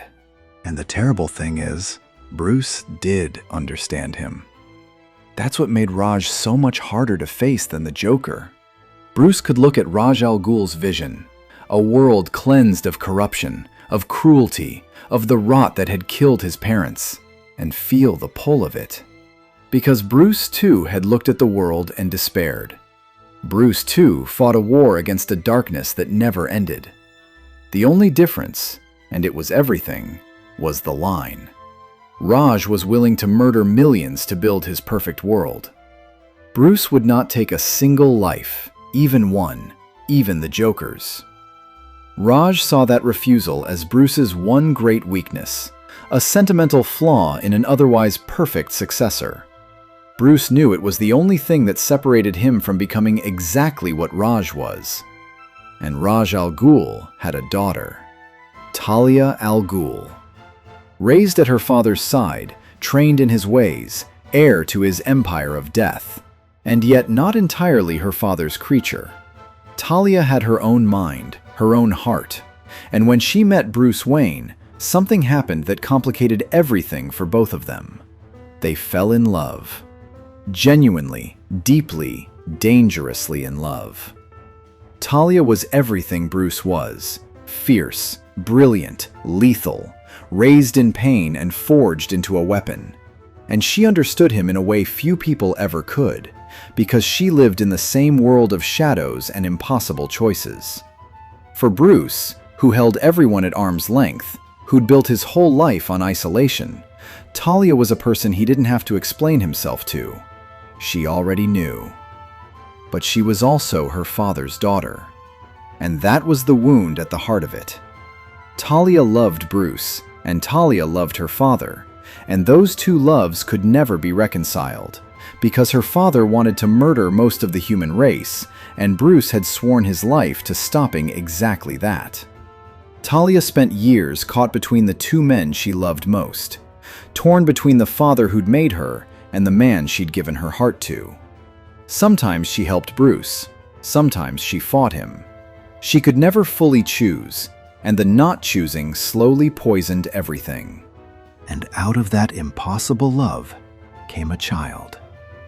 Talia bore Bruce a son, but she didn't tell him. She took the boy and raised him in secret, in the heart of her father's organization, among the assassins, trained from the moment he could walk to be the perfect killer. The ultimate heir to both the Al Ghul Empire and the legacy of the Batman. She named him Damian, and Damian Wayne grew up believing he was royalty, the genetic culmination of two of the deadliest bloodlines on Earth, raised to expect the world to kneel before him. He killed before he was 10 years old. He felt no remorse about it. He was arrogant, lethal, utterly convinced of his own superiority. A small boy with the soul of an assassin and the entitlement of a prince. And then Talia delivered him to Bruce, just handed the boy over one day. Here is your son, a son you never knew you had, raised by my father into a killer. Deal with him. Whether it was a gift, a weapon, or a test, even Talia might not have been able to say. Imagine being Bruce in that moment. You've spent your whole life building a war against the kind of violence that took your parents. You've sworn never to kill. You've taken in broken children and tried to teach them to protect life instead of destroy it. And now someone hands you a 10-year-old boy, your own flesh and blood, your actual son, who has already killed people, who thinks killing is normal, who looks at your one sacred rule as a ridiculous handicap. The darkness you fought your whole life is now living in your house, wearing your face, sharing your blood. And what does Bruce do? The only thing Bruce ever does. He tries to save him. He makes Damian the next Robin. And it is, by a wide margin, the most difficult parenting challenge of his entire life. Damian doesn't want a father. Damian wants a throne. He's contemptuous of the other members of the family, especially Tim, whom he sees as a pretender to a title that should be his by blood. He's violent, he's reckless, he's wounded in ways that show up as cruelty. He's been raised by murderers to be a murderer, and now he's being asked to unlearn the only thing he's ever known. But here's the slow miracle of it, the thing that takes years and never comes easy. Bit by bit, Damian changes. Not because Bruce lectures him. Bruce was never any good at that. Because Bruce shows him another way to be. Because for the first time in his life, Damian is somewhere that values restraint over killing, protection over conquest, life over death.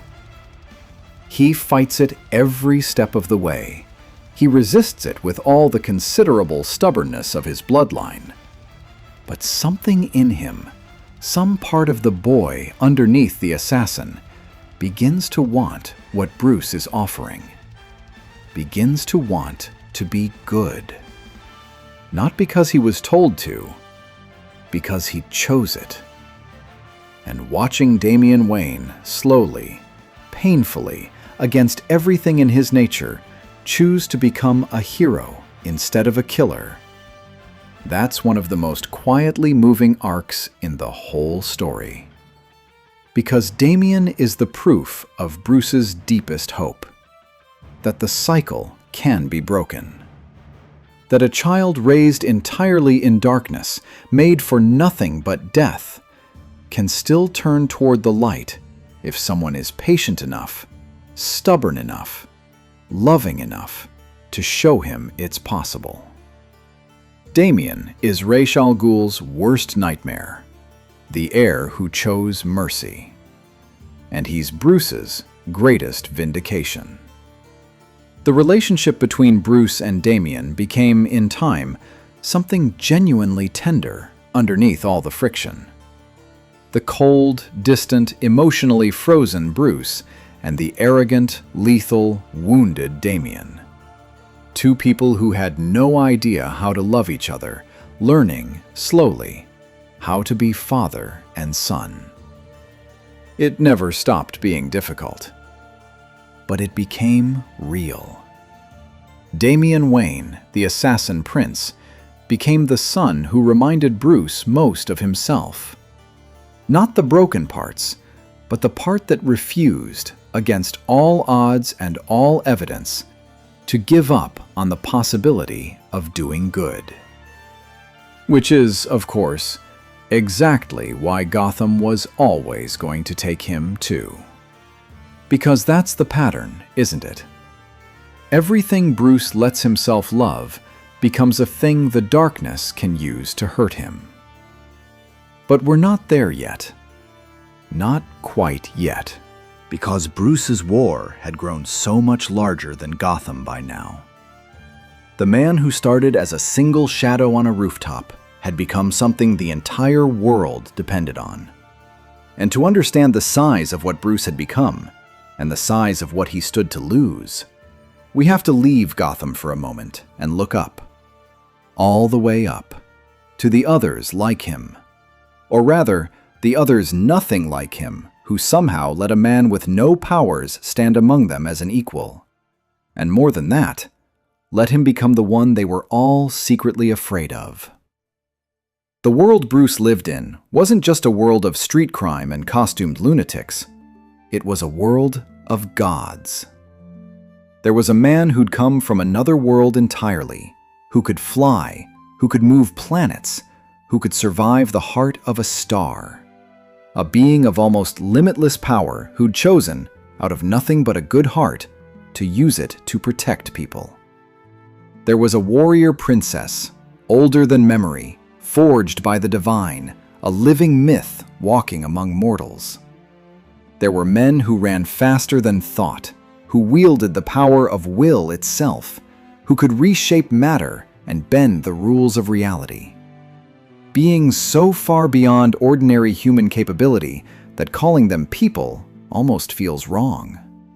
They were forces. They were the closest thing the modern world had to the old gods.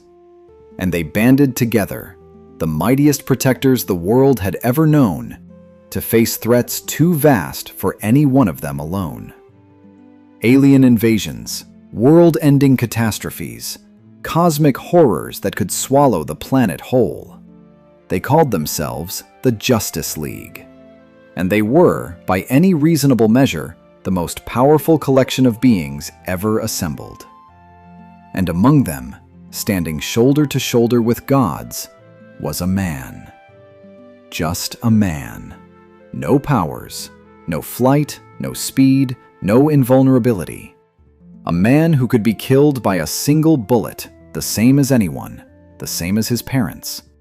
A man who'd built everything he had out of nothing but grief and discipline and an iron will that refused to break. How? How does a man with no powers stand among gods as an equal? The answer is the most Batman thing imaginable, and it tells you everything about who he really is. He earns it through pure, relentless, terrifying competence. The man who can fly defeats the alien armada, but it's Batman who figures out the alien's weakness, who's already studied it, who has the plan. The woman of myth wins the impossible battle, but it's Batman, watching from the shadows, who saw the trap coming and prepared for it 3 moves ago. In a room full of beings who can punch through mountains, Batman is the one they all look to when they need to know what to actually do. He outthinks gods. He outprepares them. He outwills them. While they were born with their power, he built his, brick by painful brick, on a foundation of the worst night of his life. And there's a strange, terrible discipline in that. Every other hero in that room can afford a bad day. Batman can't. One mistake, and the man with no powers is just a corpse in a cape. So he simply decided, decades ago, to never make one. And then he held himself to it. Forever. But here's where it gets dark. Here's where you see the real Bruce, the one underneath even the Batman. Because Bruce looked at his godlike teammates, these beings he fought beside, trusted, in some cases loved like family. And he did something that, when they found out, nearly ended every friendship he had. He made plans to kill them. All of them. He sat in the dark of his cave and he studied the most powerful people on Earth, his own allies, his own friends, and he worked out, in cold and careful detail, exactly how he would destroy each of them if he ever had to. How to bring down the man who could move planets. How to stop the fastest man alive. How to put each god in the ground, one by one. He wrote it all down. He prepared, just in case. When the League discovered these plans, and they did discover them when those plans were stolen and turned against them, they were horrified, betrayed. How could he? How could a man they trusted with their lives have spent his nights cataloging the ways to kill them? It looked like paranoia. It looked like a profound, almost monstrous lack of faith in the people who'd stood beside him through the end of the world a dozen times. And it was paranoia, partly. But it was also something deeper, something that goes all the way back to that alley. Because here's what Bruce understood that the gods didn't. He understood power. He understood in his bones, in the marrow of him, what it means to be helpless in front of someone stronger than you. He'd learned it at 8 years old, kneeling on wet pavement, and he'd sworn, never again. Never again would he be helpless in front of greater power. Not even the power of his friends. Especially not the power of his friends. Because Bruce knew something terrible about power. That it corrupts, that it can be taken, controlled, turned. He'd seen good men become monsters with one bad day. What happens if the man who can move planets has a bad day? What happens if someone takes control of a god? Who stops a god, if not the one man paranoid enough to have already figured out how? Bruce's contingency plans weren't really about distrust. They were about the unbearable lesson of the alley, scaled up to the size of the universe. They were the 8-year-old boy, still kneeling, still terrified, still swearing that he would never again be powerless to stop a tragedy, even if the tragedy was a god, even if it cost him every friend he had. He would rather be hated and prepared than trusted and helpless. Because helpless is how you end up watching the people you love die in the dark. And the deepest, darkest version of this, the one that haunts the whole mythology, is the plan he made for the most dangerous person of all. Because once, Bruce sat down and worked out exactly how to take down the most powerful, most disciplined, most unstoppable threat the world could ever face. The contingency for the one person Bruce feared more than any alien or any god or any madman. The contingency was for himself. Bruce knew. On some level, he always knew. He knew that the most dangerous person in his world was the man in the mirror. The man with the training, the resources, the genius, the rage, and the one thin rule holding it all back. He knew that if he ever broke, if the line ever failed, if the 8-year-old's grief ever finally won, there would be no one on Earth capable of stopping him. So he made a plan, hidden away, a way to bring down Batman. Should Batman ever become the monster Batman was always one bad day from becoming. He armed the people he trusted against himself. Because the thing Bruce feared most in all the world, more than the Joker, more than Ra's, more than death, was Bruce. That's the truth at the bottom of all of it. That's the secret the contingency plans accidentally confess. Batman isn't afraid of the dark. Batman is the dark. And Batman is afraid of what he'd do if he ever stopped fighting it. Every rule, every limit, every line he draws and refuses to cross It's all a cage he built around himself. Decades ago, in the dark of his father's study, the night he decided to become the Nightmare. He let the monster out just far enough to fight the other monsters, and he spent every day since making absolutely sure it never gets all the way loose. And that, finally, brings us to the days when it almost did. Because Bruce held that line for a very long time. Through the death of a son, through the breaking of a friend, through betrayal and loss and pain that would have shattered anyone else 100 times over. But everyone has a breaking point, even the man who built his whole life around not having one. And the people who knew Bruce best, the family, the gods, the enemies, they all knew the same thing. They all knew that someday, someone was going to find the exact right combination of cruelties to push Bruce Wayne past the line he'd never crossed. The only question was who would find it first, and what exactly would be left of him on the other side. The first one to truly break him didn't do it with a gun or a punch or a moment of madness. He did it with a plan.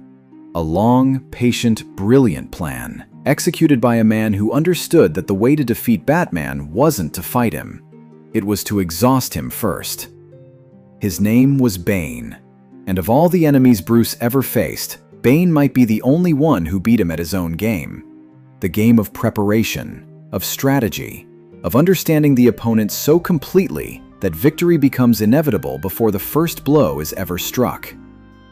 Bane came from a prison, literally born in one, raised in one, serving a sentence that was never his to begin with, inheriting the punishment meant for a father he never knew.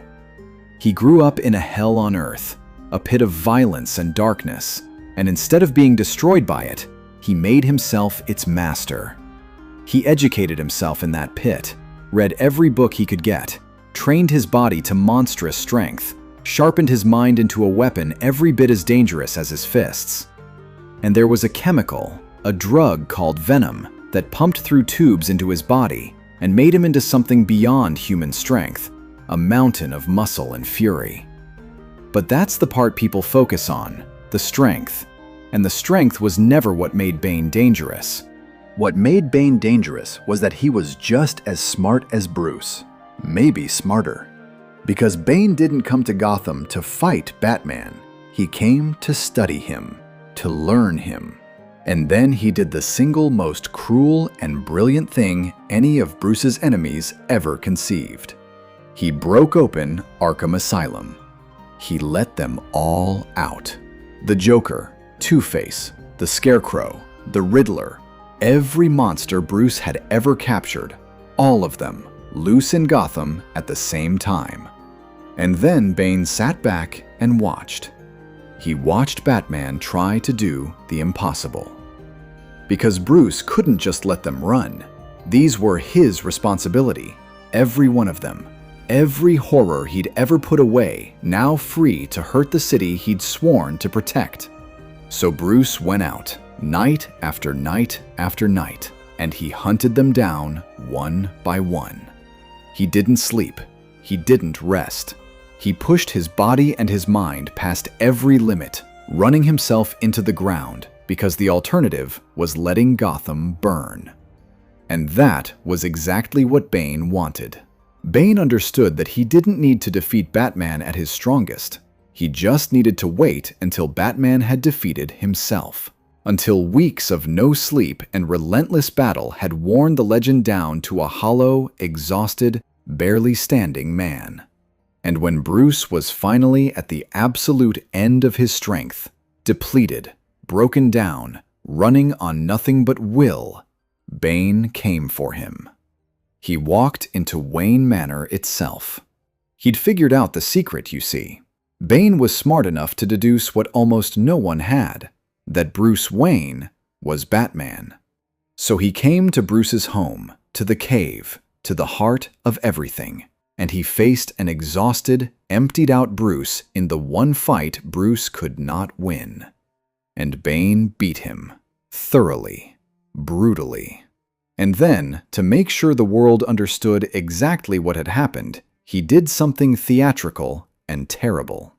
He lifted the broken Batman over his head and he brought him down across his knee, and he snapped Bruce Wayne's spine. He broke the bat. Think about what that means, beyond the physical horror of it. Bruce Wayne built his entire identity on being unbreakable, on being the man who would never again be helpless, never again be the powerless boy in the alley.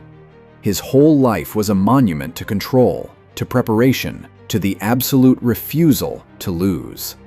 And Bane took all of it, took the body Bruce had spent decades forging into a perfect weapon, and shattered it, deliberately, completely, leaving Bruce paralyzed and helpless on the floor of his own home. Bane didn't just defeat Batman, he unmade him.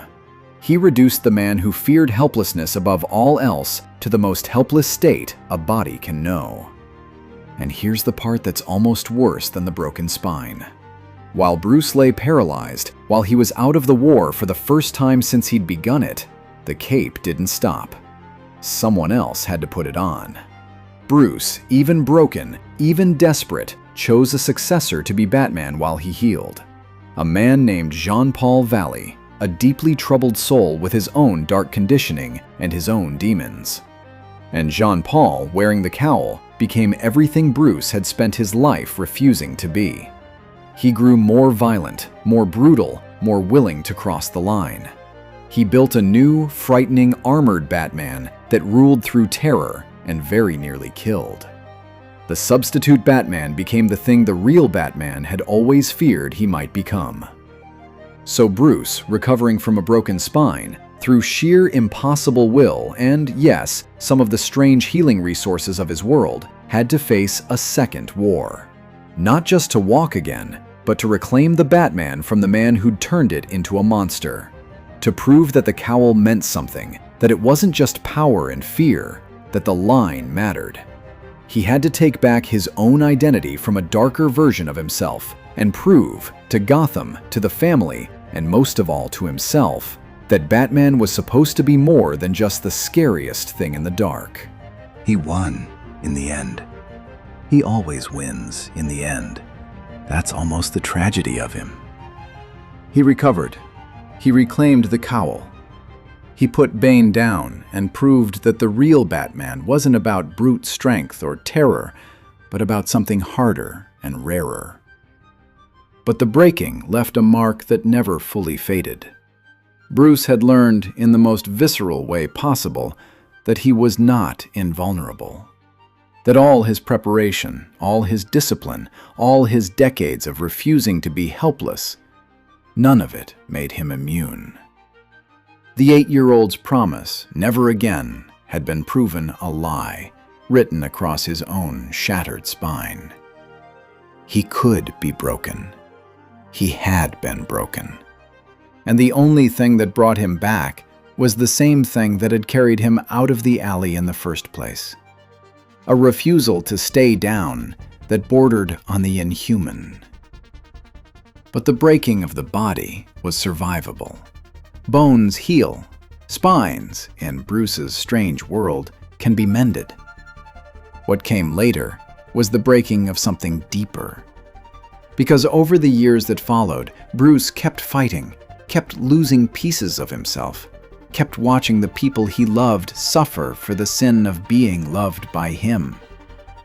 And the man who'd sworn never to be helpless kept being made helpless, again and again, in the only way that truly mattered to him, not in his own body, but in the bodies of the people he failed to protect. And the cruelest blow of all was still coming. The one that would finally make Bruce wonder whether the entire war, the whole crusade, every life he'd given it, whether any of it had been worth the cost. Whether the boy in the alley would even recognize what his promise had grown into. Whether the war that was supposed to save people had, in the end, mostly just consumed them. To get there, we have to talk about the night it all came apart. The night the Joker stopped playing. For a long time, The Joker and Batman had been locked in their strange dance, and there was a kind of stability to it, horrible as that sounds. The Joker would do something terrible, Batman would catch him. The Joker would go to Arkham, the Joker would escape. Repeat. It was a cycle, and within the cycle there were rules, even unspoken ones. The Joker wanted to break Bruce, but he wanted Bruce to be there to be broken. He needed his straight man. He needed the Bat to exist. But the Joker is chaos, and chaos doesn't honor its own rules. And there came a point where the Joker decided to escalate past everything that had come before, to stop circling and finally drive at the heart of it. And what he understood, what made his cruelty so much worse than mere violence, was that the way to truly destroy Batman wasn't to hurt Batman. It was to hurt the family, the thing Bruce had built, the thing Bruce loved, the hostages Bruce had given to the darkness, one rescued child at a time. The Joker went after all of them at once. He'd learned their identities, or enough of them, and he came for the whole family in a single coordinated nightmare, designed not just to kill, but to make Bruce watch. To make Bruce understand that everything he loved was something the Joker could reach. He wanted to prove, one final time, his oldest thesis, that everything good Bruce had built was a fragile joke, and that the Joker could knock it all down whenever he chose. And the family suffered for it. Every one of them. The Joker's campaign of terror against the people Bruce loved was the closest he ever came to winning. Not by killing Batman, but by poisoning the one thing that had kept Batman human. He wanted Bruce to learn that loving people was a weakness the Joker could always exploit. He wanted Bruce to pull back, to armor up, to become cold and alone again. Because a Batman with no family was a Batman with no light. And a Batman with no light was halfway to being a Joker already.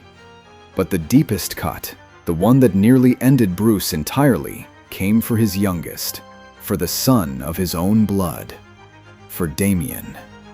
Remember Damian, the assassin prince, the boy raised by killers who, against everything in his nature, had chosen to become a hero. The living proof that the cycle could be broken, that a child made for darkness could turn toward the light. Bruce's greatest hope, made flesh, the son who'd come the furthest against the longest odds. Damian died fighting. He died protecting the city, protecting his family, protecting the ideals he'd been raised to despise and had chosen, in the end, to die for. He was just a boy, still a child for all his lethality, for all his arrogance. Still a kid who'd had only a few short years of actually being loved before the darkness took him too. And it took him in front of everything Bruce had tried to build. The assassin's son who became a hero, cut down in the middle of becoming the best version of himself. And Bruce who had already buried one son, who knew exactly what this particular grief tasted like, broke in a way he never had before, because this was his blood, his actual child. And worse, this was the one he'd saved. The one who proved his whole philosophy might be right. Damian's death wasn't just the loss of a son, it was the loss of the argument.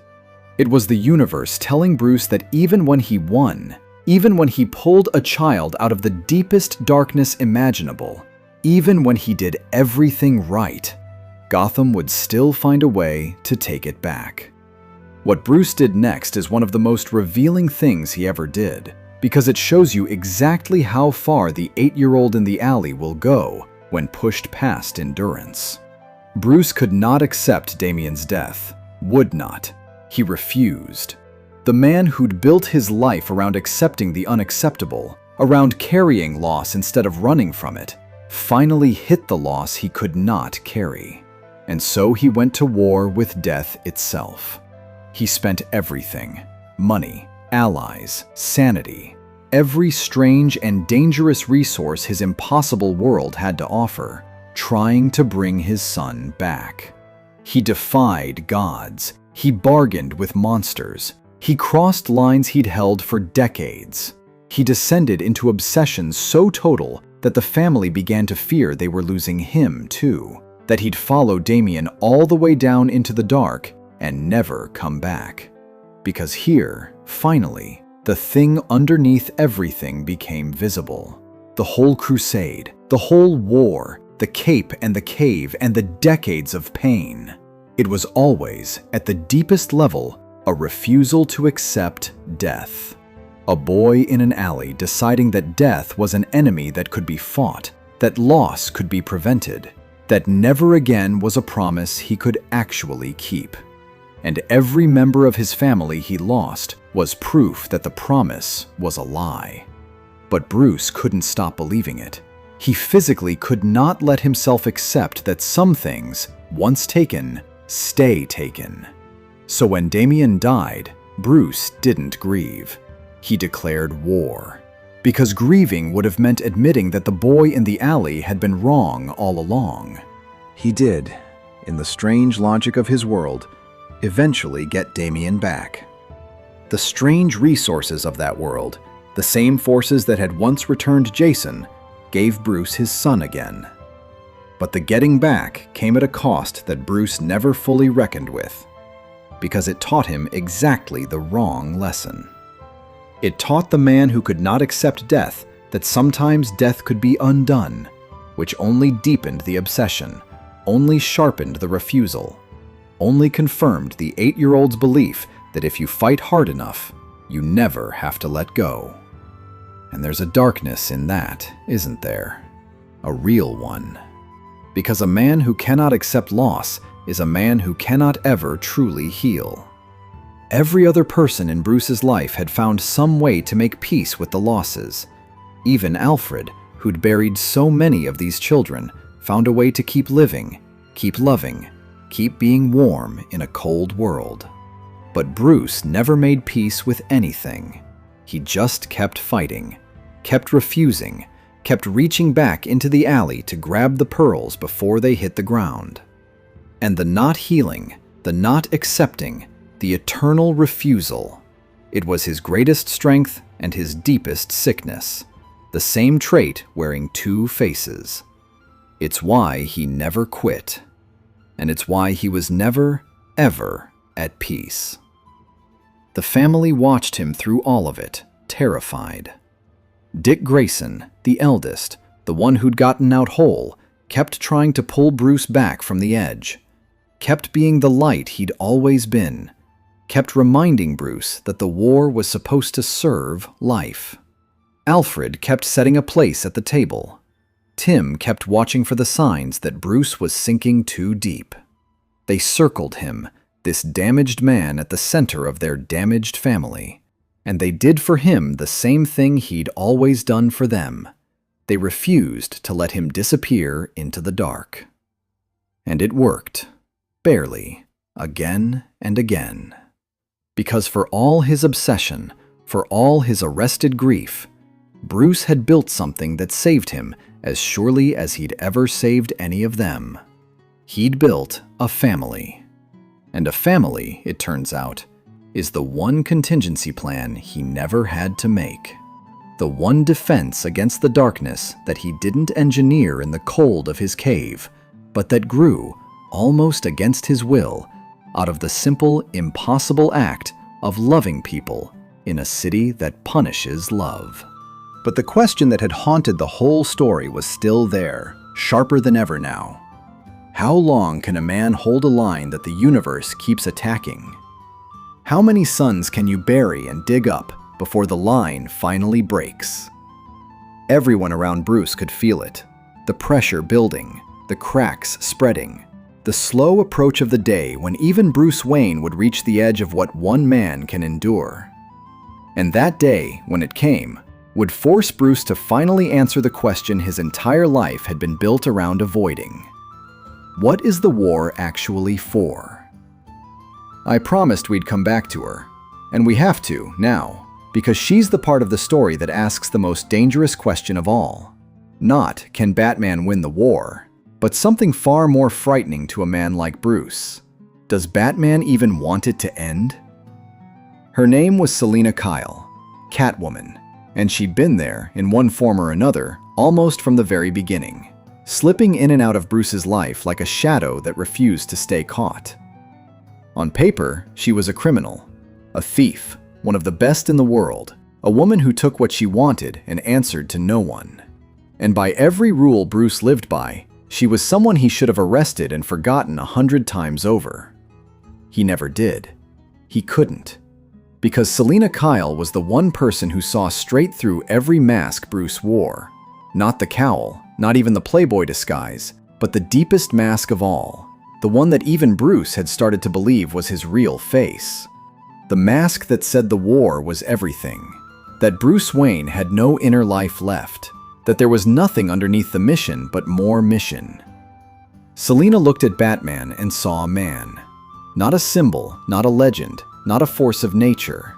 A lonely, grieving, exhausted man who'd buried himself so deep in the role that he'd half forgotten there was anyone left in there to save. And she, of all people, the thief, the criminal, the one who was supposed to be his enemy, she was the one who kept trying to remind him. Their relationship was electric and impossible in equal measure. They understood each other in a way no one else ever could, because they'd both been shaped by the same kind of darkness. They were two creatures of the Gotham night, two survivors, two people who'd taken childhood pain and turned it into a costume and a code. But where Bruce had built his code out of rigid lines and absolute rules, Selina lived in the gray. Flexible, pragmatic, free in a way Bruce had never let himself be. She was everything he denied himself. She was joy. She was risk for its own sake. She was the possibility that you could survive Gotham without turning yourself to stone. And she loved him. That's the thing. Through all the chases and the heists and the maddening dance of cop and thief, hero and criminal, the two of them kept circling back to the same impossible truth. That they loved each other, fiercely, completely, in a way that frightened them both. Because for Selina, loving Batman meant loving a man who might never choose her over the war. And for Bruce, loving Selina meant something even more terrifying. It meant the possibility of happiness. And happiness to Bruce Wayne was the most dangerous thing in the world. Here's why. Stay with me, because this is the secret heart of who Bruce is. Bruce had built his entire identity on grief. On the alley, on the promise. The whole man, the whole war, the whole legend, all of it was constructed on the foundation of that loss, on the refusal to ever let go of it. And to choose happiness, to actually let Selina in, to hang up the cowl, to live a life, would mean, in some terrible way, letting go of the alley. Letting go of his parents, allowing the wound to finally close. And Bruce couldn't do that, because if the wound closed, who would he even be? The war wasn't just what Bruce did, it was the only thing holding Bruce together. Take away the grief, and he was terrified there'd be nothing left at all. So every time he got close to Selina, every time happiness was actually within reach, Bruce found a reason to pull back. He'd tell himself it was to protect her, that loving him put a target on her back, that the war left no room for a life, that Gotham always took the things he loved. And all of that was true. But underneath the true reasons was a deeper, sadder one. Bruce pulled back because choosing Selina meant choosing to heal, and Bruce didn't know how to be a healed man. He only knew how to be a wounded one. The wound was home. There came a point, and this is one of the most quietly heartbreaking moments in the whole story, where the two of them came genuinely close to ending it all. To getting married. To walking away from the war together. Two creatures of the night choosing the daylight at last. Choosing each other. Choosing a life. Bruce wanted it. Some real part of him, the part that had been starving for connection since the alley, wanted it so badly it terrified him. And in the end, he couldn't. Or she couldn't for him, depending on how you read it, depending on which version of the moment you believe. Because someone made Selina understand the thing Bruce couldn't admit, that if Bruce became happy, If he finally got the peace he deserved, he would stop being Batman. And Gotham needed Batman. The city, the family, the endless war, all of it depended on Bruce being just broken enough to never stop fighting. And so the kindest, cruelest thing Selina could do, the most loving act of her life, was to let him go. To leave him to his grief, because his grief was the engine that saved a city. She loved him enough to refuse to be the thing that finally healed him, because healing him would have meant losing the Batman the world couldn't live without. Think about the horror of that. The person who loved Bruce most chose to give him up not because she didn't want him, but because she understood that his pain was load-bearing. That an entire city was standing on top of his unhealed wound. That if Bruce Wayne ever got to be happy, Gotham would fall. She walked away to keep the wound open, because the wound was the only thing keeping the Batman alive, and the Batman was the only thing keeping Gotham alive. And Bruce let her, because some part of him knew she was right. Some part of him had always known that he didn't get to have the life, that the boy in the alley had signed it all away the night he made the promise. Never again, he'd sworn. And the unspoken second half of that vow, the part he never said out loud, was, "And never me, never my peace, never my happiness, never my own life. I will spend it all, every last bit of it, making sure no one else has to kneel in the dark the way I did. And there will be nothing left over for me." That's the real tragedy of Bruce Wayne. Not the dead parents. That's the wound.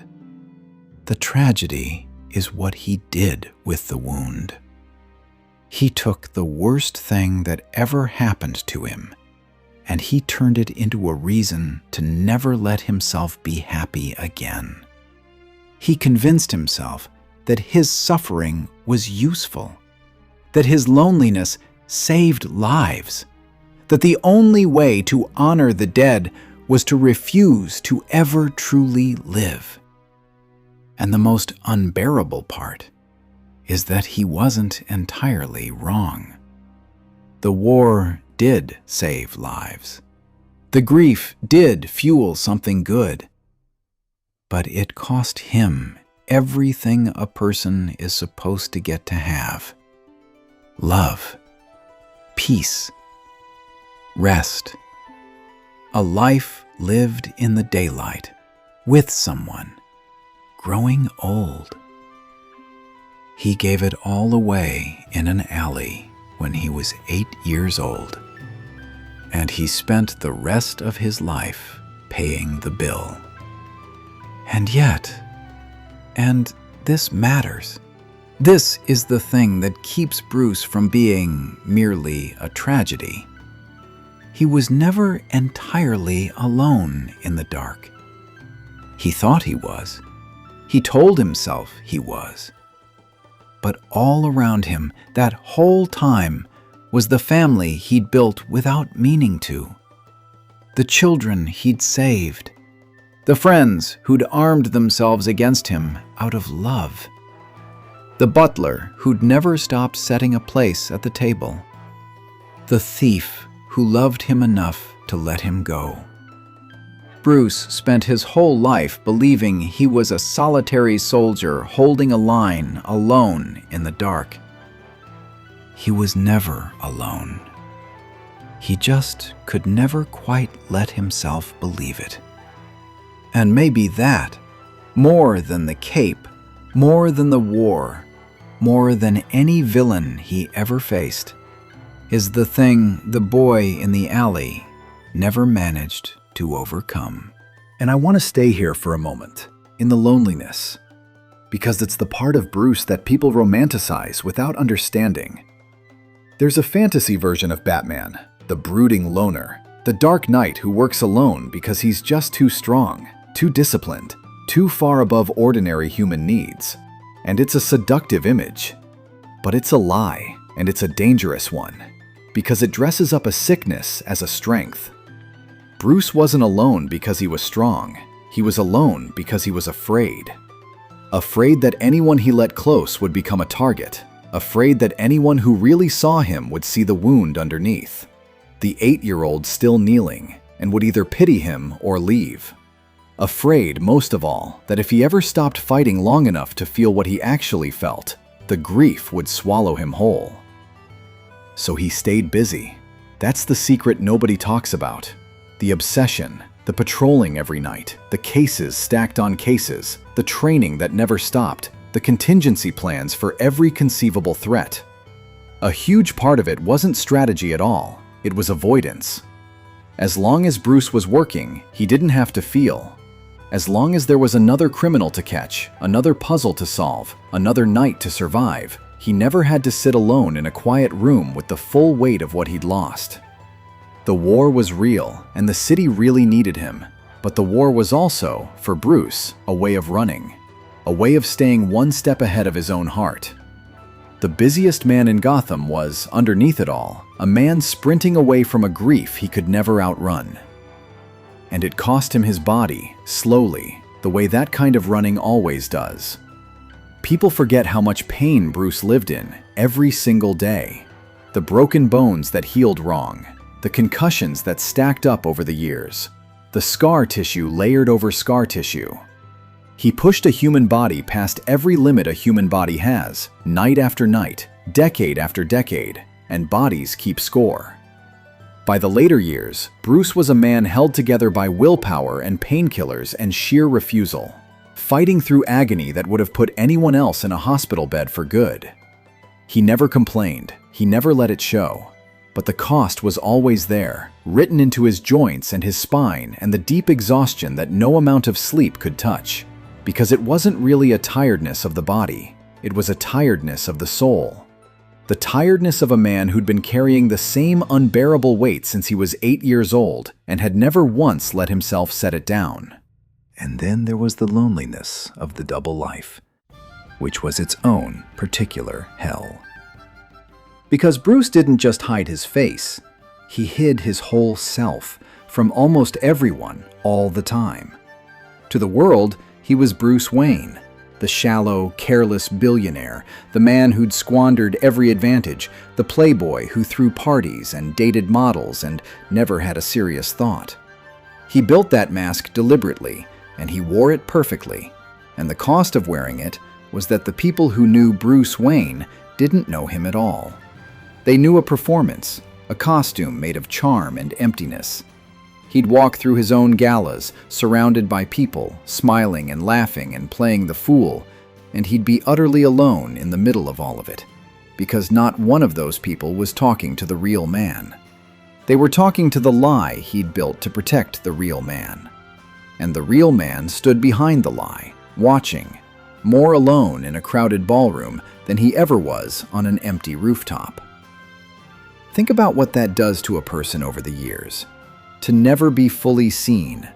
To have your public self be a deliberate insult to who you actually are.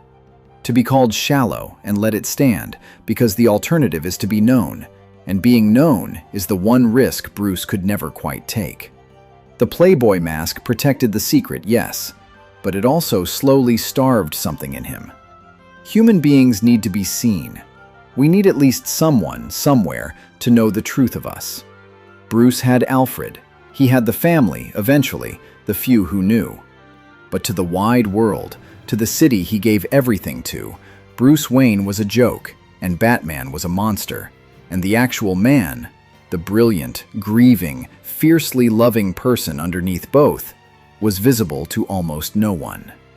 He saved a city full of people who would have been horrified to learn that the frightening shape on the rooftops and the useless rich man in the papers were the same desperately lonely soul. And maybe that's why the family mattered so much more than even Bruce understood, because they were the only ones who got to meet the real him. Not Bruce Wayne the playboy, not Batman the legend. The man in between, the one who stitched his own wounds and remembered every failure and loved the lost children of Gotham with a fierceness he could never say out loud. Dick saw him. Alfred saw him. Selena saw him, maybe most clearly of all. The family was the one place in the entire world where Bruce got to take off both masks at once and just be a person. Tired, scarred, grieving, trying. And he almost never let himself enjoy it because he was too busy guarding it, too busy bracing for the moment the darkness would take it away. That's the loneliest thing of all, I think. Not that Bruce was alone. He wasn't, not really. It's that even when he was surrounded by the people who loved him most, he couldn't fully let himself believe it would last. He held his own family at arm's length, even as he pulled them close, always half expecting to lose them, always keeping one part of himself in reserve for the grief he was sure was coming. He loved them desperately, and he braced against loving them at the same time. And that contradiction, that impossible, exhausting, deeply human contradiction, was the truest portrait of Bruce Wayne there ever was. A man starving for the very thing he was too afraid to fully reach for. A man who'd built the family he needed and then spent every day terrified of how much he needed it. There's a thing that happens to Bruce eventually that's almost worse than any single villain, and it's this. He gets older. The war goes on, and the body that he forged into a perfect weapon starts, slowly, to betray him. Not all at once. Bruce would never let it be all at once, but in increments. A fight that takes a little longer to recover from. An injury that doesn't quite heal the way it used to. A young criminal who's faster than Bruce expected. The slow, grinding awareness that the one resource he can't train, can't buy, can't out-prepare, time, is running against him. And for most heroes, that's just aging. For Bruce, it's something more existential. Because Bruce never let himself have a life outside the war. He never built anything that wasn't the mission. So the failing of his body isn't just a physical decline, it's the slow approach of a question he has no answer for. What happens to a man whose entire identity is being Batman when he can no longer be Batman? What's left when the cape comes off for the last time? Bruce had spent so long being the symbol that he'd let the man underneath wither. And now the symbol was outliving the body that carried it, and Bruce had nothing to retire into. No life, no self. Just the war, and the terror of the day he couldn't fight it anymore. And just when he thought he understood his own city, just when he'd spent decades believing he knew every shadow and secret Gotham held, Gotham reached up and proved that he'd never really understood it at all. There was a secret society, an ancient one, older than Bruce, older than the Waynes' crusade, woven into the very foundations of Gotham itself. They called themselves the Court of Owls, and they'd been ruling the city from the shadows for centuries. A conspiracy of the oldest, wealthiest families, hidden so deep that even the world's greatest detective had dismissed them as a children's nursery rhyme. They had assassins, immortal in their own terrible way.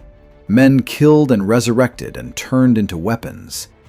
And they had been there the whole time, watching, pulling strings, shaping Gotham from before Bruce was even born. And here's the part that cut Bruce to the core. The Court of Owls had always known about him. They'd watched the Wayne family for generations. They'd watched Bruce's whole crusade and found it almost quaint. This one rich man fighting in the streets, thinking he was Gotham's protector, never realizing that the city he thought he understood had its own ancient masters who'd been there all along. Bruce had believed Gotham was his to save. The court revealed a darker truth, that Gotham had never belonged to him at all. That he was a newcomer, a child playing in a house that had been haunted long before he arrived. It shattered something in Bruce's sense of himself. The man who prided himself on knowing everything, on being prepared for everything, learned that the most important thing in his entire world, his city, The thing he'd given his life to had a whole hidden history he'd never even suspected. His certainty cracked. And worse, the court tried to claim him, the way they'd claimed Gotham. They tried to break him, to remake him, to prove that he was theirs, that everything he was had grown out of soil they owned. They put him through a labyrinth designed to destroy a man's mind. Endless, disorienting, a maze with no exit, while they whispered that Gotham had never been his, that he'd never mattered, that his whole crusade was a delusion the city had tolerated like an adult tolerates a child's game. And Bruce, lost in that labyrinth, starving, hallucinating, on the edge of madness, did the only thing Bruce ever does. He refused to break. He found the impossible way out, the way that wasn't supposed to exist, because the one thing no labyrinth and no ancient conspiracy could account for was the sheer, inhuman, unkillable refusal of a man who'd decided at 8 years old that he would never again be helpless in the dark. They put him in a maze designed to destroy him, and he destroyed the maze instead. He came out the other side battered and changed, but unbroken. Because the boy in the alley had spent his whole life learning to find the way out of the dark, even when there wasn't one. But the court left a permanent mark, and it wasn't a physical one. It was the loss of certainty. After the Court of Owls, Bruce could never again believe that he fully understood his own city, his own life, his own war. He'd learned that there were depths beneath the depths, that the darkness went down further than even he had imagined, that no amount of preparation could ever make a man truly safe in a world this old and this strange. And in a way, that lesson, humbling, frightening, made him more human. Less the unshakable legend, more the man, doing his best in a city that would always be bigger and darker and stranger than any one person could fully grasp. And as Bruce aged, as the certainties fell away, his attention turned more and more to a question he'd avoided his whole life. The question of what comes after. The question of legacy. Because Bruce was going to die someday. Even Bruce. The man who'd fought death his whole life, who'd refused to accept loss, who'd waged war against the very idea of endings. Even he was going to reach the end of the road. And he knew it. And it forced him to confront the thing his arrested 8-year-old grief had never wanted to confront, that the war would have to outlive him, that Batman would have to be bigger than Bruce Wayne, that the only way to truly keep his promise, never again, no other child in the dark, was to make sure the protection didn't die with him. So he started, slowly, to think of Batman not as a man, but as an idea. A symbol that could be passed on. He looked at the family he'd built, at Dick, at Tim, at Damian, at all of them, and he began to understand that they weren't just his soldiers, or even just his children. They were his answer to death. They were how the promise survived. Dick Grayson had worn the cowl when Bruce couldn't, and worn it well, proving that Batman could be more than one man. The mission could continue. The light could be passed forward.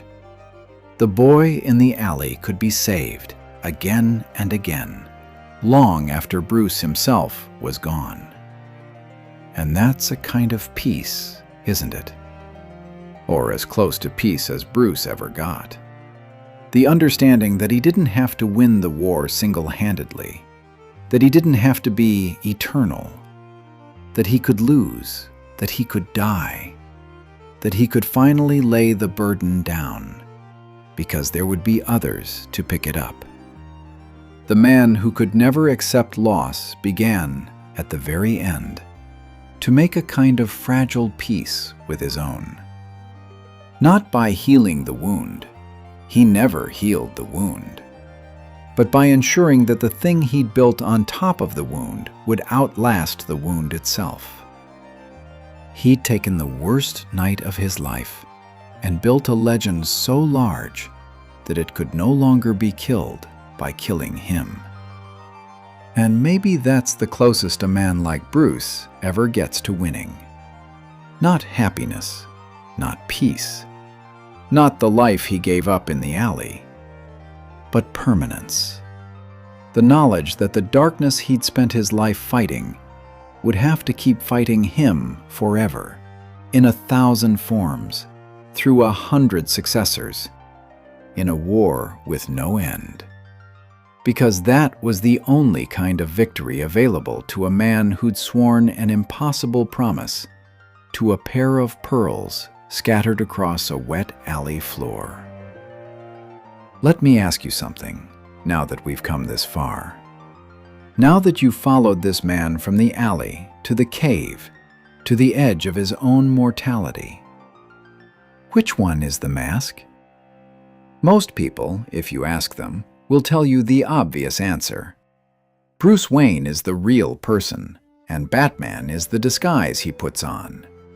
The billionaire is the man, the bat is the costume. That's how it looks from the outside. That's the version in the tabloids. But spend enough time with him, and you start to suspect it's the other way around. That somewhere along the line, Bruce Wayne became the costume, and Batman became the man. That the careless playboy in the society pages isn't a person at all. He's a role, a performance, a fiction Bruce maintains so the world will leave the real him alone. And the real him is the thing in the cape, the thing on the rooftops, the thing that comes alive at night and goes dormant in the day. The most honest version of Bruce Wayne might be the one wearing the mask. And there's an even darker reading underneath that one, because some people who know him best have suggested that neither Bruce Wayne nor Batman is the real person, that the only real person was the little boy in the alley, and that both Bruce and Batman are masks that boy puts on to survive a world that murdered his parents in front of him. Bruce Wayne is the mask of normalcy. Batman is the mask of power. And underneath both of them is just an 8-year-old kneeling on wet pavement who never got up, and who has spent every day since wearing whatever face the world demanded so that no one would ever see how scared and how broken he still is. That's the thing that makes Batman more than a power fantasy. Because a power fantasy is about wanting to be strong. And Batman, looked at honestly, isn't about strength at all. It's about a wound so deep that a person built an entire second self to keep from feeling it. The cape, the cave, the war, the gadgets, the legend, all of it is scar tissue. Beautiful, elaborate, world-saving scar tissue grown over an injury that never healed.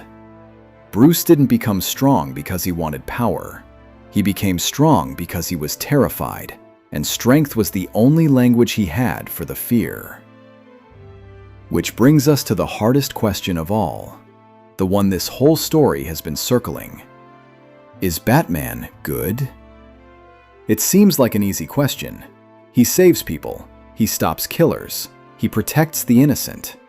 He never crosses the line into murder, even when murder would be easy, even when murder would be deserved. By any ordinary measure, he's a hero. The hero, maybe. But look closer and it gets complicated. And Bruce knows every one of these complications because he's tortured himself with all of them in the dark of the cave at 4 a.m. He's an unaccountable man dispensing violence in the night according to his own private code, answerable to no one. He takes traumatized children and trains them as soldiers in his war. He refuses to kill the Joker, and so people die. Real people, again and again. People who would have lived if Bruce had broken his rule just once. He pours a literally incalculable fortune into a war that arguably treats symptoms while the disease grinds on. There are people who look at Bruce Wayne and see a man who could have done more good funding schools and hospitals than he ever did breaking criminals' arms in alleys. And they're not entirely wrong. And there's the question that haunts him most of all, the one we started with, the one with no answer. Did he create his own enemies? Did the existence of Batman summon the Joker, the costumed lunatics, the escalation into theater and madness. Was Gotham a more survivable place before a grieving man decided to dress as a bat and declare war on the night? There's a version of the story where Batman is the disease, not the cure, where his presence destabilized something, raised the stakes, turned ordinary crime into an arms race of nightmares. And Bruce can't prove that version wrong. He lies awake with it. So is he good? Here's the only honest answer I can give you.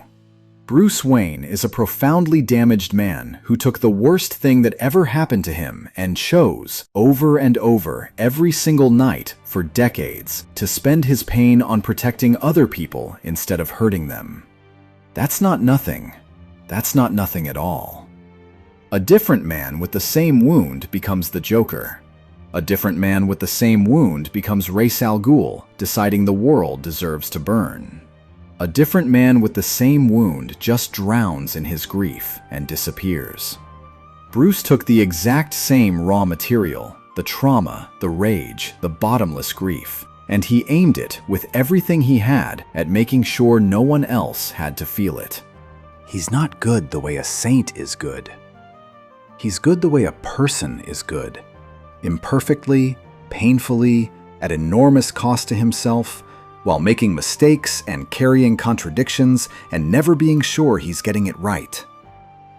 He's good the way a real person, trying to do the right thing in an impossible situation, is good. Which is to say, he's good in the only way that actually counts.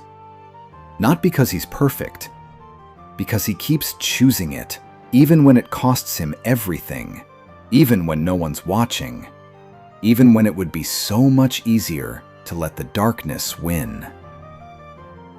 And maybe that's the deepest thing the boy in the alley ever taught the man he became. That goodness isn't a feeling or a state or a thing you are.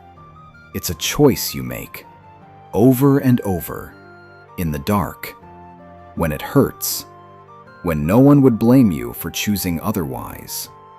Bruce Wayne could have become anything after that alley. The trauma gave him permission to become a monster, and the world would have understood. Instead, he chose, every night for the rest of his life, to be the thing that monsters are afraid of, in the service of the people monsters prey on. He chose it bleeding. He chose it grieving. He chose it after burying his own sons. He chose it when it cost him love and peace and any chance at an ordinary, happy life. He chose it. That's the whole man right there. Not the gadgets, not the money, not the impossible skills. The choosing. A wounded child who decided, against everything, that his pain would be used to shield others instead of to hurt them. And then who got up every single night in the dark and did it again. But even a man who chooses goodness every night is still a man. And every man eventually comes to the end of the road. Even Bruce. Even Batman. And the way a story like this ends, the way a man like this finally lays the burden down, tells you everything about what the whole long journey was really for. So let's go there. Let's go to the end. Not a single fixed ending, because a man like Bruce has been given a dozen of them across the long telling of his story, but to the truth that runs underneath all of them. The truth of what it means for the boy in the alley to finally, after all these years, be allowed to rest. But before the rest, we have to be honest about the times the line nearly broke. Because the whole story has been building toward a single, unbearable question. What happens when Bruce Wayne is finally pushed past the edge of what one man can hold? And the truth is, he was pushed there more than once. And what he became in those moments is the most frightening thing in this entire story. More frightening than the Joker. Because the Joker was always a monster. Bruce becoming a monster, that's the nightmare the contingency plans were written to stop. Picture a world, and there were such worlds, such possible Bruces, glimpsed in the strange corners of his sprawling story, where the Joker finally found the exact right cruelty, where he didn't just kill someone Bruce loved, but did it in a way engineered to break the last working part of Bruce's mind, where the grief and the rage that Bruce had spent his entire life caging finally got loose. And in that moment, Bruce killed him. After all those years, after all those chances refused, after holding the line over the body of his own murdered son, the Joker pushed hard enough, one final time, and the line broke, and Bruce did the thing he'd sworn he would never do. He killed the Joker with his bare hands. And here's the thing the Joker understood, the thing that made it the ultimate victory disguised as a death. The Joker had always said the two of them would end up killing each other. And he was right, but not the way you'd think. Because the moment Bruce crossed that line, the moment he proved that he too could be pushed past his deepest principle into murder, the Joker won. He'd spent his whole life trying to prove that everyone was just one bad day from being him. And in that moment, he proved it about the one person who'd always been the counterargument. He proved it about Batman. He died laughing, because his death was the punchline to the only joke he'd ever really been telling. He'd finally made the Bat into a killer. He'd been right all along. And what happened to Bruce after that? In the darkest versions of his story, the answer is the thing he'd always feared. He couldn't stop. The line, once crossed, didn't hold anymore. The flood he'd spent his whole life holding back came pouring out.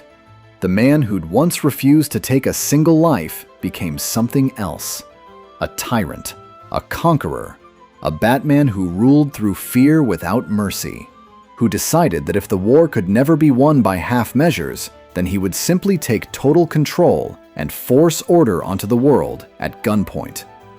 The 8-year-old's promise, never again, curdled into something monstrous. Never again would anyone defy him. Never again would he allow the chaos. Never again would he let the world be free enough to hurt anyone, including itself. He became, in other words, exactly what the contingency plans were written to stop. The most dangerous man in the world, with no rule left to cage him. And it took the people who loved him, the family, the gods, the ones who'd armed themselves against this exact possibility, to bring him down.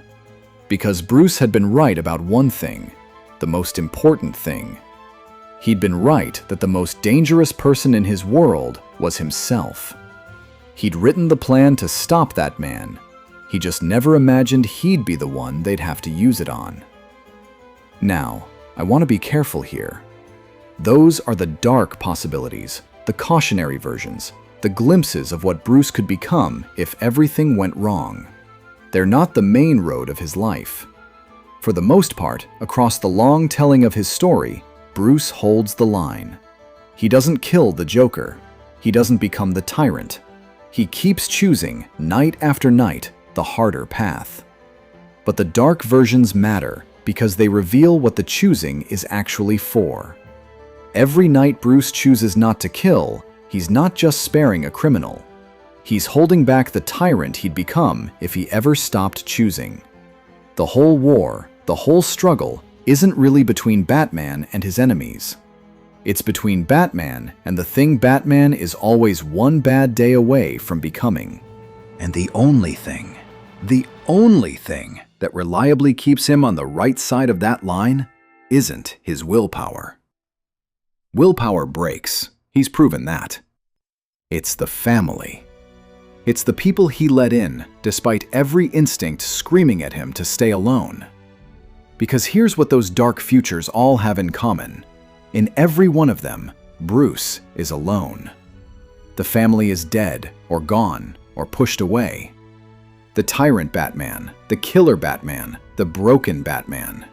He's always a Batman who lost the people who reminded him he was a person. The light that the first Robin brought into the war, the warmth Alfred kept setting at the table, the love Selina offered and Dick embodied and Damien learned. That's the real contingency plan. That's the thing that stops the most dangerous man in the world. Not a weapon hidden in the cave. A family that refuses to let him disappear into the dark.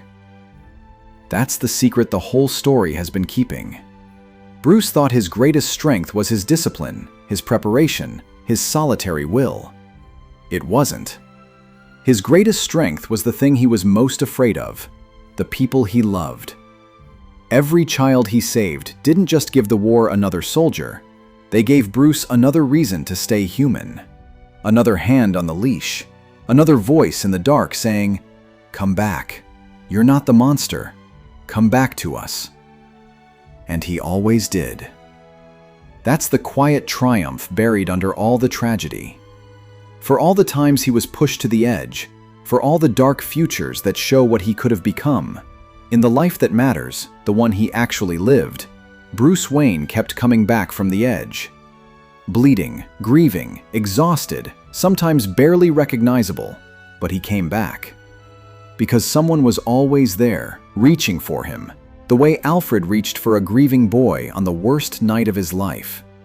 The way Bruce himself reached for every lost child he ever pulled out of the dark. The boy in the alley believed he was alone. He spent his whole life building defenses against a world he was sure would hurt him again. And the great irony, the thing he never quite let himself believe even at the very end, was that the world had also, quietly, all along, been building something to save him. A family he didn't ask for and couldn't refuse. The very thing he lost in that alley returned to him, one rescued soul at a time. He never stopped being afraid he'd lose them. He was right to be afraid. He lost some of them, and it nearly destroyed him every time. But he kept them anyway. He kept loving in a city that punishes love against everything the alley had taught him. And maybe that, not the war, not the legend, not the impossible victories over gods and monsters, maybe that was the bravest thing Bruce Wayne ever did. He let himself be loved. A little. As much as a man that broken can. And it was enough to keep him human, even on the nights when human was the hardest thing in the world to be. Let me take you somewhere before the end. Let me take you down into the cave. Because for all the villains and the gods and the great cosmic struggles, the truest picture of Bruce Wayne isn't on a rooftop in mid-battle. It's later. After. When the fighting's done and the city's quiet and the sun's threatening the edge of the sky, and Bruce comes home. Not to the manor, not really, but to the cave beneath it. The place that fell open under him when he was 8 years old. The dark he chose to live in. Picture the ritual of it, the thing he did thousands of times. The cowl comes off. The cape, heavy with rain, gets hung. And underneath all the armor is just a man. Tired in a way that goes deeper than muscle, marked with the scars of 1,000 fights, sitting alone in the glow of his computers while bats stir in the dark above him. He stitches his own wounds. He's done it so many times his hands don't shake. He reviews the night, the failures more than the victories, because Bruce only ever really remembers the failures. And somewhere in the cave, lit and silent, are the memorials. The glass case with Jason's costume. The reminders of the ones he couldn't save. He built himself a home that doubles as a monument to his own grief, and he chose to live in it, night after night, alone. And up above, in the warm part of the house, a light would usually still be on, because Alfred almost never went to sleep before Bruce came home. The old man would wait. He'd have something ready: tea, food, a dry remark, a clean bandage. For decades, the single most reliable fact in Bruce Wayne's entire chaotic, violent, impossible life was this: that no matter how bad the night had been, no matter how broken Bruce came home, Alfred would be there, awake, waiting. The one warm light in a house full of shadows. The proof that someone, somewhere, still cared whether Bruce Wayne made it home alive. Which is why losing Alfred was, in the end, maybe the loss that cut deepest of all. Because Bruce had buried sons, and that was agony beyond words. But sons are supposed to outlive their fathers, and there was a terrible logic to a boy soldier dying in a war. Alfred was different. Alfred was the constant. Alfred was the floor under everything, the one fixed point. The man who'd been there since the very first night, who'd raised the grieving boy, who'd patched up the bleeding man 10,000 times, who'd loved Bruce more steadily and more completely than anyone else ever had or ever would. Alfred wasn't a soldier in the war. Alfred was the reason the war had a home to come back to. And when Alfred died, when the old man's heart finally gave out, or worse, when he was taken by the violence that had always orbited the family, Bruce lost the last thing that made the manor a home instead of just a building. He lost the person who'd known him longest, loved him best, and asked nothing of him except that he try, every now and then, to be a little more than just the Batman. The waiting light went out, and no matter how many nights Bruce came home after that, no one was awake to greet him. The house was finally, truly empty, the way it had been threatening to be since he was 8 years old. People who knew Bruce said he was never quite the same after that. Not broken in the dramatic way Bane had broken him, or the way Damian's death had nearly broken him. Broken in a quieter way. The way a house settles and cracks after the person who held it together is gone. Alfred had been the gentle counterweight to all of Bruce's darkness, the voice that said, "Please come home, please sleep, please remember you're a person." With that voice gone, the darkness had a little more room. And Bruce, older now, more tired, more alone, had to learn to carry the thing Alfred had always helped him carry, by himself. But here's what Alfred left behind, and it's the most important inheritance in the whole story. More than the fortune, more than the manor, more than the cave. Alfred left behind the proof that love is possible even in a life like Bruce's. For decades, Alfred had shown Bruce, by simply being there, by simply waiting up, that a person could choose to love someone without needing anything back, without conditions, without end. That love could be a quiet constant rather than a wound waiting to happen. And Bruce had learned that lesson without ever quite realizing he was learning it. It's why he could take in the lost children. It's why he could build the family. The capacity for that, the ability to love the broken and the dangerous and the unlovable. Bruce got that from Alfred, the man who waited up. So in a way, even after Alfred was gone, he wasn't gone. He was in every kindness Bruce ever showed a frightened orphan. He was in the place Bruce set at his own table for the next lost soul. He was in the patience Bruce learned, slowly, painfully, to show his impossible son. Alfred had spent a lifetime quietly teaching Bruce how to be a father by being one to him. And that lesson outlived the man who taught it. It always does. The best of what we are, we leave in the people we loved. Alfred knew that.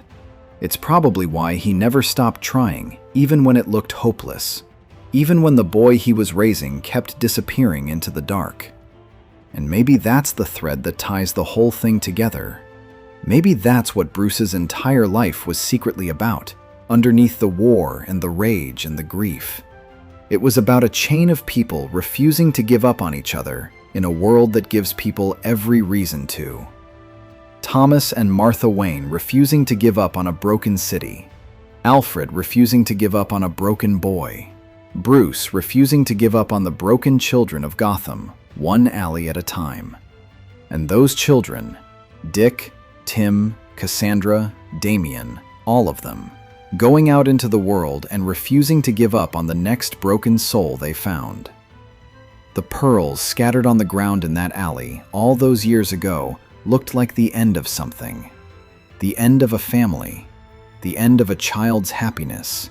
The end of any chance at an ordinary, gentle life. And in a sense, they were. Bruce never got that life back. He never got his parents back, or his peace, or the boy he was before the dark. But out of those scattered pearls, somehow, he built something else. Something larger and stranger and more enduring than the small, happy family he lost. He built a city's protection. He built a legend. He built a family of the lost and the broken who would carry his promise forward long after he was gone. He took the worst night of his life, the night everything came loose and rolled away into the gutter, and over a lifetime, with his bare and bleeding hands, he gathered the pieces back up. Not the same pieces. You can never get the same pieces back. But pieces. Enough to build something. Enough to make the loss mean something more than just loss. And maybe, in the end, that's the only kind of victory a man gets in a city like Gotham, in a world like ours. Not to undo the worst thing. You can't undo the worst thing. But to refuse to let it be the only thing. To take what was broken and build and keep building until the building outlasts the break. There's something I've been circling this whole time, and I think now's the moment to land on it. It's about fear. Because fear is the thing this entire story is built on, in ways that go deeper than the bat costume or the criminals trembling in the dark. Think about where it starts. A small boy falls into a cave and is swarmed by bats, and he is afraid. Pure, animal, helpless fear. The fear of a child in the dark surrounded by things he can't see. Then a few years later, that same boy stands in an alley and feels a fear so much larger that the bats seem like nothing. The fear of watching the two people who anchor his entire world destroyed in front of him. The fear of being suddenly, totally alone. The fear that the universe is not safe and never was and never will be. Most people spend their lives running from fear like that, avoiding it, numbing it, building small, comfortable lives designed to keep it at bay. And who could blame them? Fear is the worst feeling there is. Fear is the feeling of being small in a world that's too big and too cruel. But Bruce did something almost no one does. He turned around and walked toward it. He went back down into the cave on purpose. He sat in the dark with the bats until the fear became familiar, until it became his. And then he made a decision that defines his entire life. He decided that if fear was the most powerful force in the human soul, and it is, make no mistake, fear runs deeper than love or greed or anything else, then he would master it. He would not be its victim. He would become its source. That's what the costume really is. It's not a disguise. It's a transformation of meaning. Bruce took the exact thing that terrified him most, the dark, the wings, the swarm, the helplessness of the cave, and he turned it inside out. He said, "This fear will no longer be done to me. From now on, I will be the one who does it. The bat will not be the thing that hunts the helpless child in the dark. The bat will be the thing that hunts the men who create helpless children in the dark." He took his own deepest terror and he weaponized it against the people who traffic in terror. It's one of the most psychologically remarkable things a person can do, to look at the thing that broke you and decide to become it, but pointed the other way. And here's the beautiful, terrible cost of that, the thing that makes it tragedy and not just triumph. To become fear, you have to stop being afraid. And to stop being afraid, you have to stop being fully human. Because fear is part of being human. The man who feels nothing in the dark, who walks calmly into the things that would send anyone else running, that man has paid for his courage with a piece of his own heart. Bruce conquered his fear, yes, but conquering fear and healing from trauma are not the same thing. He stopped being afraid of the dark. He never stopped being the boy the dark had wounded. He just buried that boy so deep that even the fear couldn't reach him anymore. And neither, most of the time, could the joy. You can't selectively numb yourself. That's the thing nobody tells you about armor. When you build walls high enough to keep out the fear, you keep out everything else too. The same defenses that made Bruce unbreakable in battle made him unreachable in love. The same control that let him stand calm before gods and monsters left him unable to simply rest, to simply be happy, to simply let someone hold him without calculating the tactical risk of being held. He became the master of fear, and the price was that he could never fully feel its opposite. He won the war with terror and lost, somewhere in the trade, the ability to be at peace. And the city felt all of this, even though it never knew the man underneath. Gotham developed the strangest relationship with its protector. People feared the Batman, even the innocent ones, because he was a creature of the dark, and the dark is frightening. But they also, over time, came to need him in a way that went past gratitude into something almost like faith. The bat signal in the sky wasn't just a way to call a vigilante. It became a symbol. It said, "You are not alone in the dark. Something is watching over you. Something out there is more frightening to the bad men than the bad men are to you. Sleep. Someone is awake. Someone is always awake." Do you understand what a gift that is to a frightened city? Gotham was a place that had given up on itself, a place where good people had learned to keep their heads down because the dark always won. And one man, out of nothing but his own private grief, gave that city a reason to look up.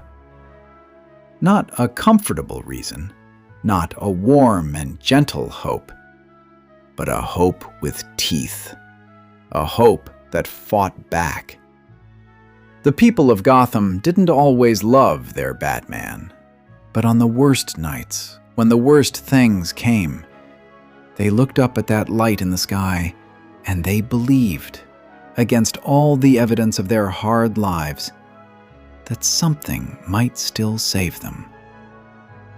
And that belief, that fragile, hard-won, against all odds belief, is maybe the realest thing Bruce ever built. Not the gadgets, not the fortune, not even the family. The belief in a city of the hopeless that the dark could be fought, that a person could lose everything and still choose to protect everyone, that the worst night of your life doesn't have to be the last word. Bruce gave Gotham that, the way Alfred had once given it to a grieving boy. He took his own private rescue and made it public, made it a symbol, made it something a whole city could lean on. He probably never saw it that way. Bruce was always too busy counting his failures to notice what he'd actually built. He saw the people he couldn't save, the sons he buried, the line he was always one bad day from crossing. He didn't see the children who grew up safer because of him, the ones who never had to kneel in an alley, the quiet, uncountable lives that simply went on, ordinary and whole, because somewhere, a frightening shape on a rooftop made the dark a little less hungry. The good Bruce did was mostly invisible, even to himself. It lived in the absence of tragedies that never happened. And you can't see the tragedies that never happen.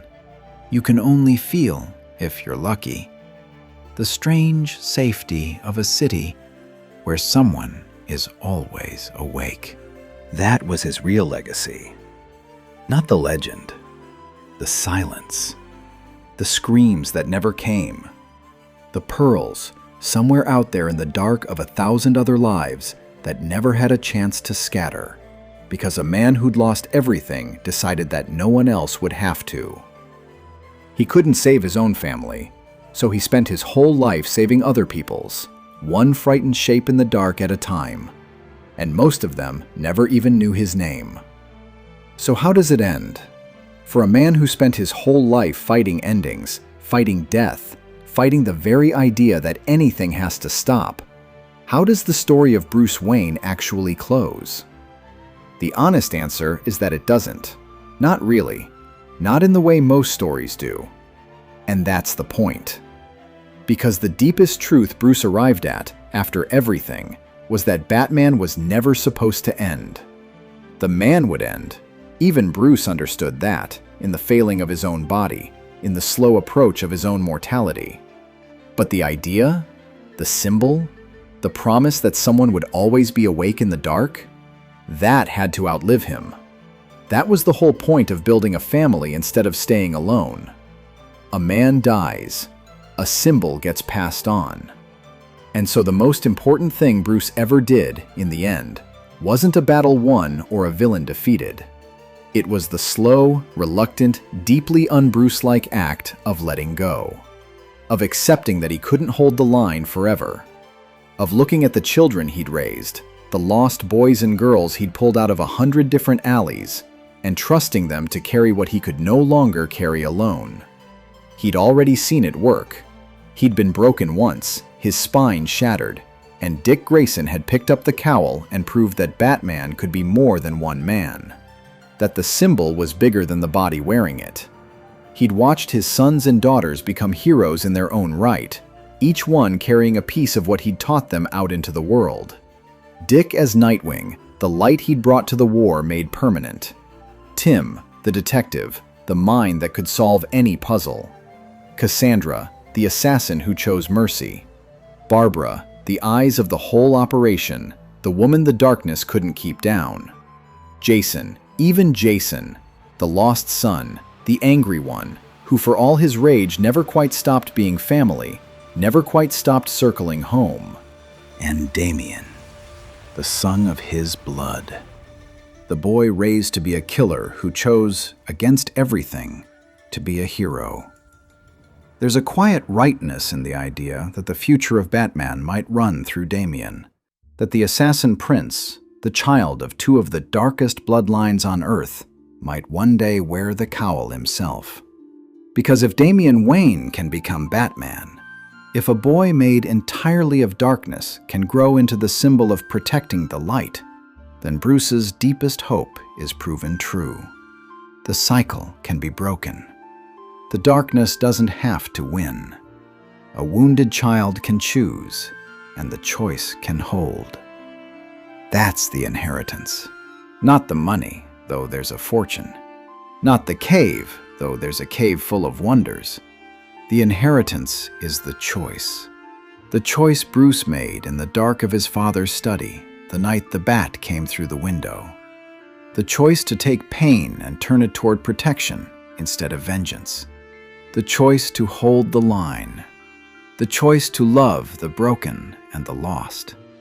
He passed that choice down, one child at a time, until it was bigger than him, until it could survive him, until the boy in the alley would be saved over and over for generations after the original boy was gone. And what about Bruce himself? The man, not the symbol. What does he get after all of it? In most of the endings he's given, he doesn't get a happy retirement on a beach somewhere. That was never going to be him. A man who built his entire self out of grief and war doesn't get to set it down and go fishing. The endings Bruce gets are quieter and stranger and truer than that. In some of them, he simply keeps going until the war finally takes him, dies the way he always half expected to, in the dark, in the middle of the fight, doing the only thing he ever really knew how to do. In some, he ages into a hard, lonely old man, still going out, still refusing to quit, until the body just can't anymore. In some, he finds a fragile, hard-won peace, passes the cowl, steps back, lets himself become a kind of grandfather to the war he started, watching the next generation carry it forward. But in all of them, underneath all of them, there's the same quiet figure. The boy in the alley. He's still there, at the very center, the way he's been there this whole time. And the real ending of Bruce Wayne's story isn't about whether he wins the war or hangs up the cape or dies in battle. It's about whether that boy ever gets to stop kneeling. Whether the 8-year-old, after a whole lifetime of refusing to get up, ever finally rises. And here's what I've come to believe after following him all this way. I think he does. Not by forgetting the alley. He could never forget the alley, and he shouldn't. The alley was where his whole capacity for love was forged. But by understanding, finally, somewhere near the end, what the alley was always for. The boy knelt in the dark because he couldn't save the people he loved. And the man spent his whole life proving that even so, even in a world that cruel, you can still choose to save everyone else. The kneeling wasn't weakness. The kneeling was the beginning of the most stubborn act of love the world has ever seen. A grief so deep it became a shield over an entire city. The boy got up. He got up the night the bat came through the window, and he's been standing ever since, in the dark, between the city and the things that would hurt it. He just couldn't see it most of the time, because he was too busy looking at the people he'd lost to notice all the people he'd saved. If you could go back to that alley, back to the 8-year-old kneeling in the rain with the pearls scattered around him and the silence closing in, and if you could tell him what his life would become, I don't think he'd believe you. I don't think he'd believe that the small, broken boy would grow into the thing the most powerful beings in the universe were afraid of. I don't think he'd believe that he'd build a family out of the lost, or give a hopeless city a reason to look up, or save more lives than he could ever count. I don't think he'd believe that his pain, the worst thing that ever happened to anyone, would become the foundation of so much good. And I think if you told him the cost, the loneliness, the buried sons, the love he'd have to give away, the peace he'd never get to have, I think the boy would have made the choice anyway. Because he already had. He made it that night, kneeling in the dark, before he even had the words for it. Never again. Not me. Not anyone. He spent the rest of his life keeping a promise no human being could possibly keep.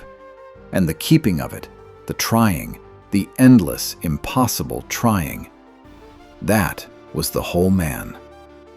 That was Batman. Not the cape, not the cave. The trying, the refusing to stop, the getting up every single night in the dark to stand between the world and the thing that took everything from him.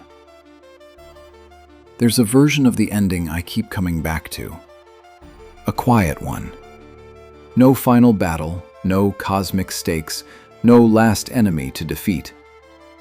Just an old man, somewhere near the end of the road, sitting in the dark of the cave he's lived in for most of his life. The bats stirring above him the way they have since he was a child. The memorials lit and silent. And for once, no light in the sky calling him out.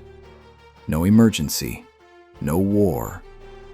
Just the quiet and the man and the long weight of everything he carried. And in that quiet, maybe for the first time since the alley, Bruce Wayne lets himself remember the good. Not the failures. He spent a lifetime cataloging the failures. The good. The way Dick used to laugh mid-fight, flying through the air for the sheer joy of it. The way Alfred would wait up, the warm light always on. The way Tim's eyes would light up when he cracked a case. The way Damien, impossible, infuriating, beloved Damien, slowly, painfully, learned how to be good. The way Selena's hand felt in his on the rare nights he let himself stop fighting long enough to hold it. The strange, broken, fiercely loyal family he built out of nothing but his own refusal to give up. He spent his whole life believing the alley was the center of his story, the wound, the thing that defined him. And it was, for a long time. But somewhere in the quiet of that cave, near the end, maybe he finally understands that the alley was only the beginning. That what he built afterward, out of the grief, out of the dark, out of the scattered pearls, that was the real story. The boy lost a family in an alley. The man spent a lifetime building one back. And the second family, the one he chose, the one he saved and was saved by, that was the answer to the question the alley asked. The question of whether a person can survive losing everything. The answer, it turns out, is yes. Not unbroken, not unscarred, not without cost, but yes, you can survive it. You can even, against all odds, build something beautiful out of the wreckage. You just have to be willing to keep getting up, in the dark, every single night, for the rest of your life. And the city he gave everything to? Gotham, that old, dark, ungrateful, beloved city. It goes on, the way cities do. New shadows on the rooftops. New frightened people looking up at a light in the sky and daring, against all their hard experience, to hope. The war Bruce started never ends, because the darkness never ends, because that's the nature of the thing. But the promise never ends either. Somewhere out there, someone is always awake. Someone is always standing between the city and the dark. Because a grieving boy, a very long time ago, decided that they always would be. That's the thing about a symbol. A man can die. A symbol just waits for the next person brave enough, or broken enough, or loving enough to pick it up. And there's always someone. Bruce made sure of that. He spent his whole life making sure of that. The boy in the alley will be saved again, and again, and again, long after the original boy is gone, by everyone who ever looked at his impossible example and decided to try. So in the end, did Batman win? No, not the way he wanted to. He never unmurdered his parents. He never made Gotham clean. He never killed the darkness or ended the war or kept his impossible promise that no one would ever suffer the way he suffered. People kept dying. The Joker kept laughing. The dark kept coming. By the standard the 8-year-old set in the alley, Bruce Wayne failed every single night for his entire life. But by another standard, a truer one maybe, a more human one, he won the only victory that was ever actually available. He took the worst thing that can happen to a person, and he refused to let it make him cruel. He took a bottomless well of grief, and he spent it on protecting strangers. He took a heart that had every reason to close forever, and he kept it open.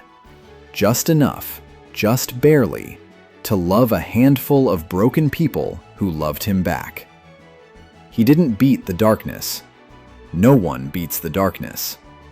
But he held the line against it, with his own body, for a whole lifetime, and he taught others to hold it after him.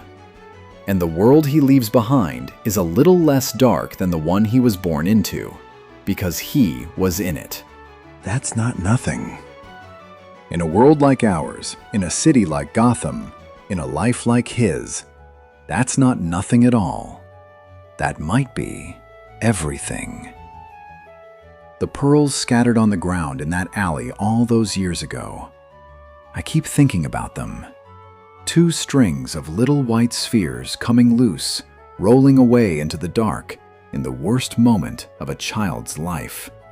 They looked, in that moment, like the end of everything good.